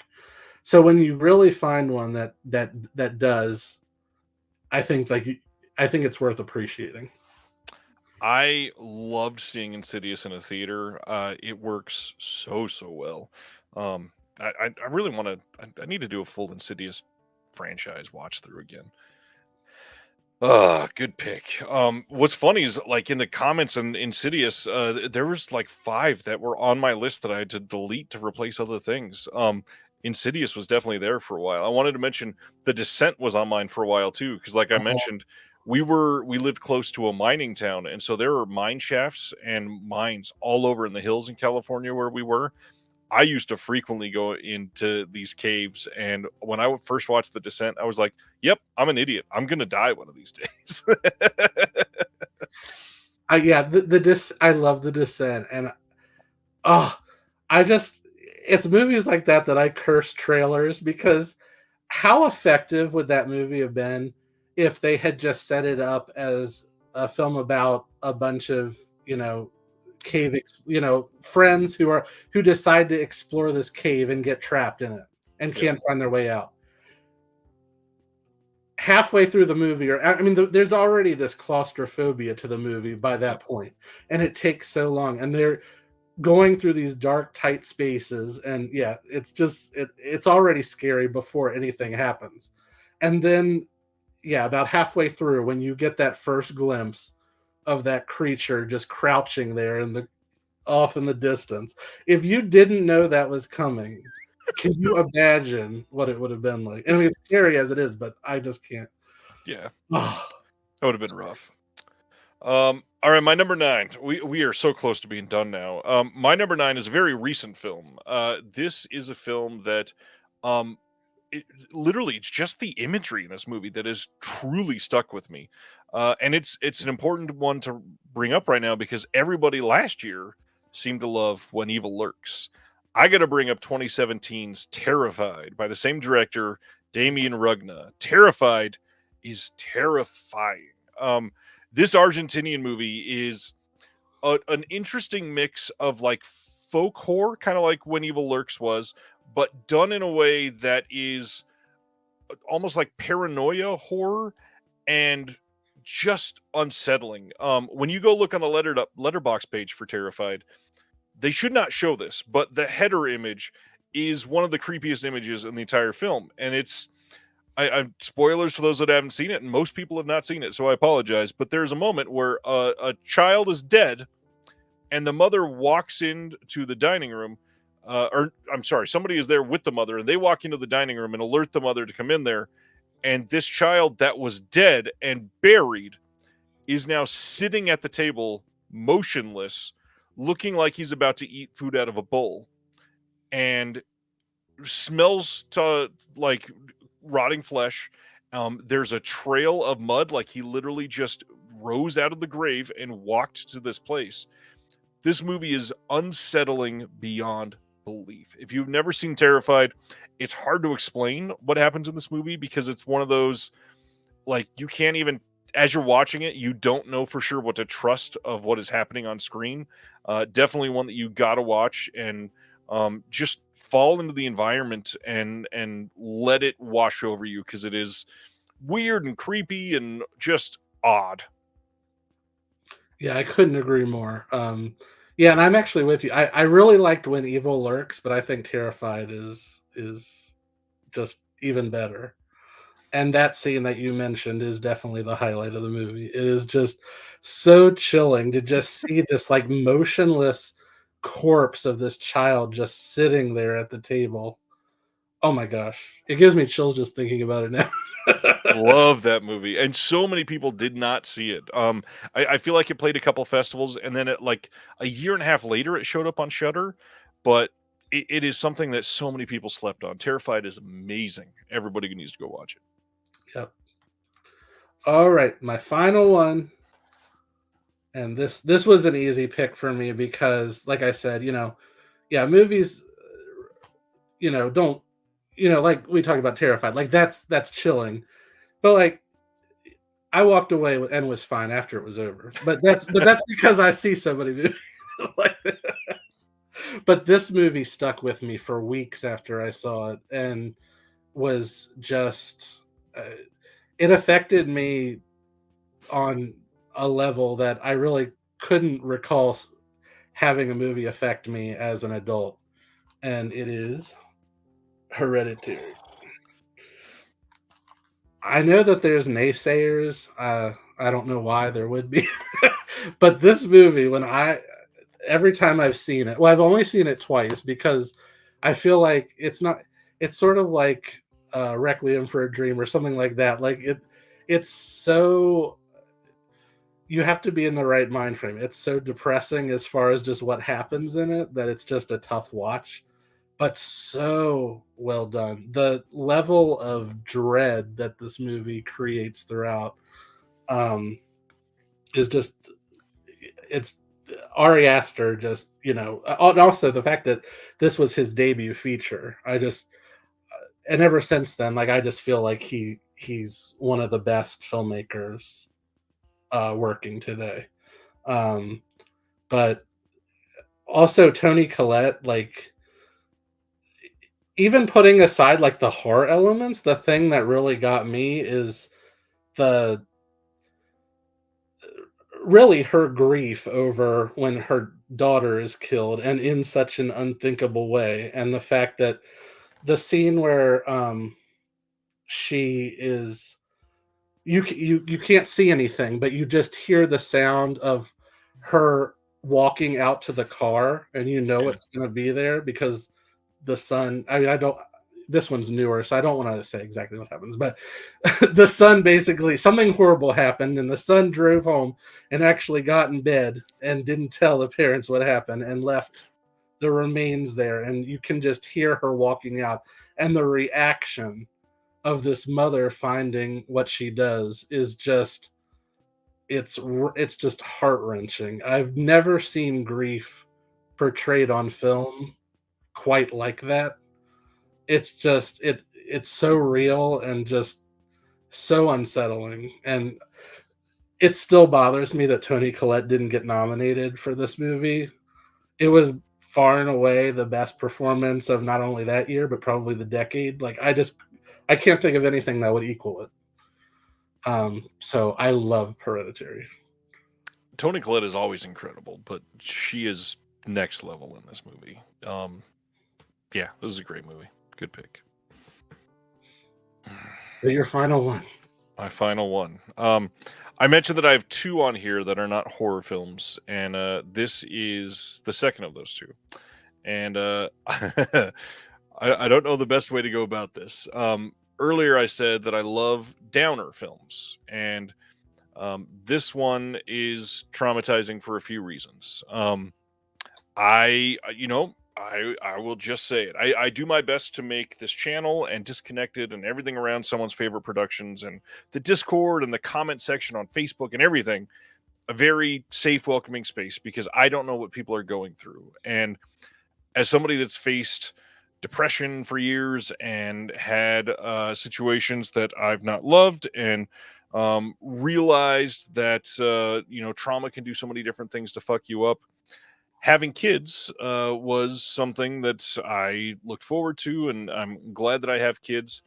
But watching Charlotte Wells' Aftersun and thinking about the ways that my life can affect my kids, the way that my kids' lives can affect me, and just being hit with the weight of a father that we don't know if he was killed in an accident, but they're alluding in this film that he took his own life, which I understand. I mean, it's something that faces so many more people today than ever before because of access to weapons, because of access to drugs, because of access to lots of things. I completely understand it.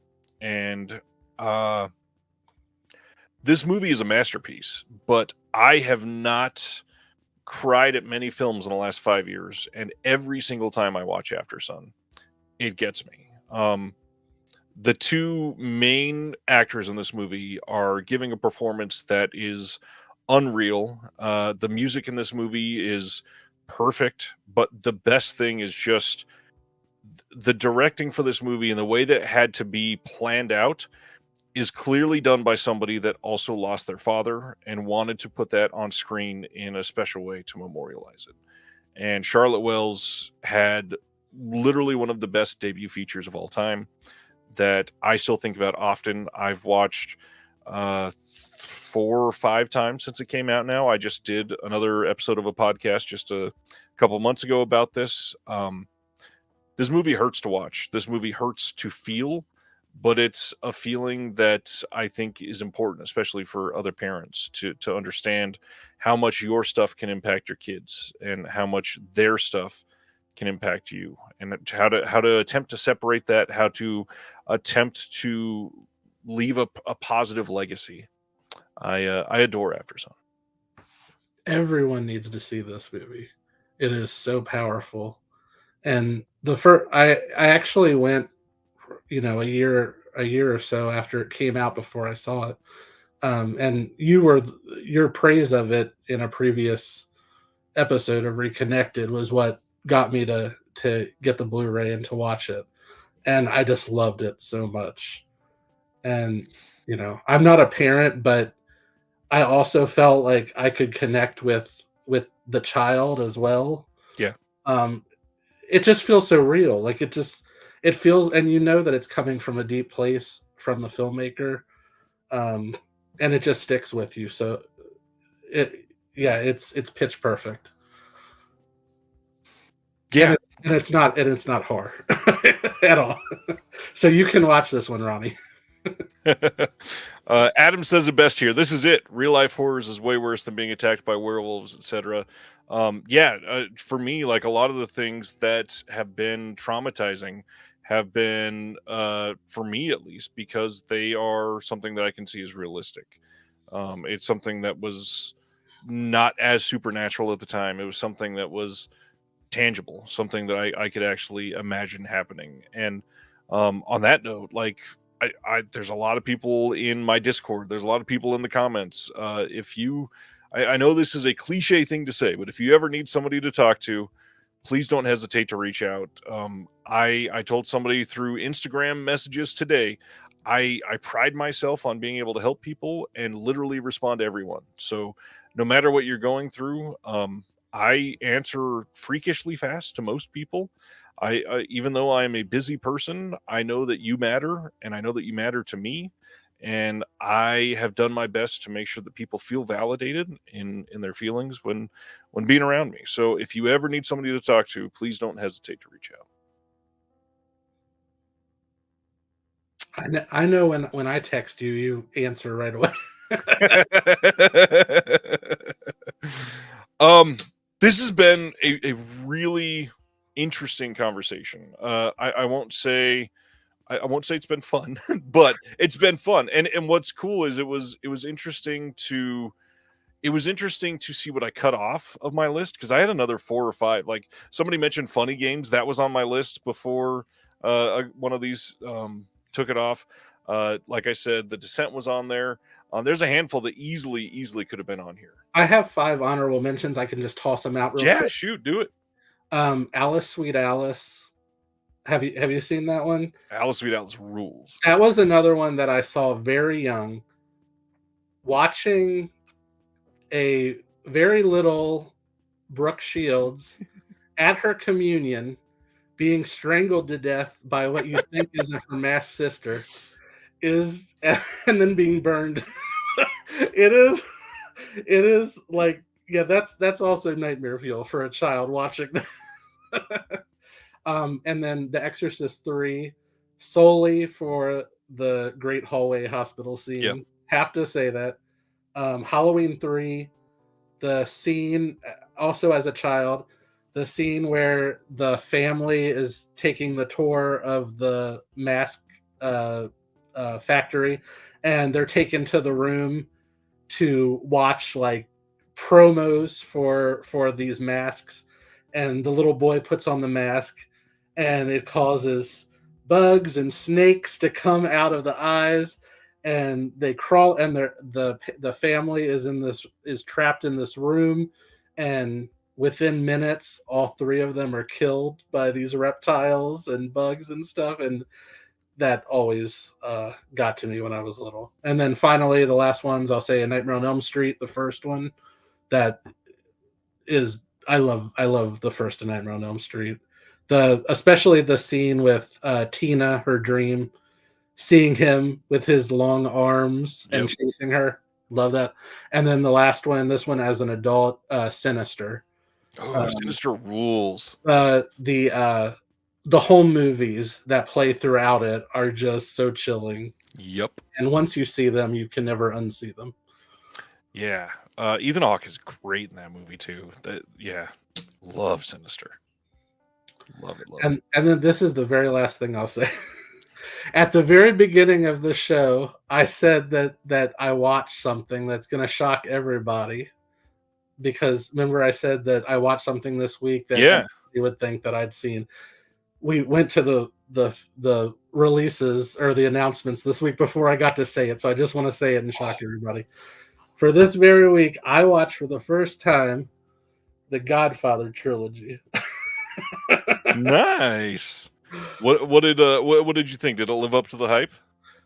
Live up? I mean, that's impossible. I almost feel like it's impossible to because I've heard so much about these movies, and you already know, even though I haven't seen it, like there's certain things about it, you know, like the horse head in the bed, you know, a lot of the lines that you hear, and you're like, oh, that's from that movie. But, leave the cannoli, guys. Yes, exactly. But I'll say that the first 2 are absolutely great. I still loved them. Al Pacino, like I feel like in recent years, just because he's like sort of gotten a little bit eccentric, like he's almost like he's almost gotten to be like a caricature of himself. But when he was younger, like he was a fantastic actor, and these movies like really show just how fine of an actor he was. And then the third one, I know a lot of people hate the third one. It's not as good as the first 2, but I still really liked it. And I would even say that I know, there's a lot of negativity directed towards Sofia Coppola because she stepped into a pivotal role. I don't think she's not, like, you can tell that she's not a trained actor, and you can sort of tell that it almost seems like every scene that she's in, her father just sort of like pushed her in front of the camera and said, "You got to do this for me." But even considering that, I feel like she actually isn't that bad in it. Yeah, that's a crazy one. I mean, not to gatekeep, but that's surprising for somebody like you that it took this long. I'm glad you got to see him. Yes. Was there an impetus to watching them now, or was it just time? Well, probably because Francis Ford Coppola is putting out Megalopolis in another week, and I was like, I really need to see The Godfather Godfathers. And at the beginning of the year, I told myself that by the end of this year, I would see the Godfather films. It's Well, one of the, yeah, it's a trilogy that like I've owned on DVD. I owned it on Blu-ray. I owned it on 4K, and I never watched it. So I was like, I'm gonna watch them. Hell yeah. Well, then that is our show. We will end it here. Thanks everybody for hanging out tonight. Dustin, thanks so much for doing this. That was a hell of a topic. I'm so glad that we could do it. Thank you so much. And also congratulations on the 1-year anniversary of someone's favorite. Oh, I saw that this week, and I couldn't believe that it was a year. But the amount that you've accomplished in that time is amazing. And I love all of the podcasts that are under there. I just listened to the newest episode of Punk Vacation. When was it? Earlier today at work. So, and I just love it so much. So, yeah, congratulations on everything. Just this morning, we got Deaf Crocodile here. Just this morning, we recorded the next episode of the Deaf Crocodile podcast. Just this last week, we released the next episode of the Mondo Macabro podcast. There's literally stuff coming out every single day. We've got like 15, 16 active shows. So please go check out any of the other podcasts on the network. There's so much to find. I mean, we got shows for Radiance. We've got shows for Mondo Macabro. We've got, One Track Mind, which is every single episode is dedicated to talking about an audio commentary. Who else is doing that? New World Pictures podcast, which Corman deserves all the love in the world. So every single episode is just everything about New World. There's so much great there. Check it out. There's so much there. I'm loving them. I'm loving all the podcasts. And every time that you show up on a special feature or, a supplement for a disc, I'm just like, I'm so happy. I love that we're saying happy 1-year anniversary, and yet two of our first 4 commentaries that we recorded three of our first 4 commentaries have still not been released. One of them has not even been announced. So it'll be a long, long time. Are they having problems with it? Is it? No, well, kind of. Yes. Stuff I can't say. Thanks everybody for hanging out tonight. I know it was an interesting kind of dark conversation, but it's something we can all relate to, so I'm glad we did. See you next week. Next week is actually the guys from Almost Major, and with a special guest. Yeah. All right. Thanks everybody. Thank you, Ryan. Thank you. We'll see you all next Thursday. Have a good one. Bye. Thank you for watching The Disconnected. On the way out, make sure that you are subscribed to the channel, that you've liked the video, and that you've copied the link to be able to share with someone else that may appreciate this.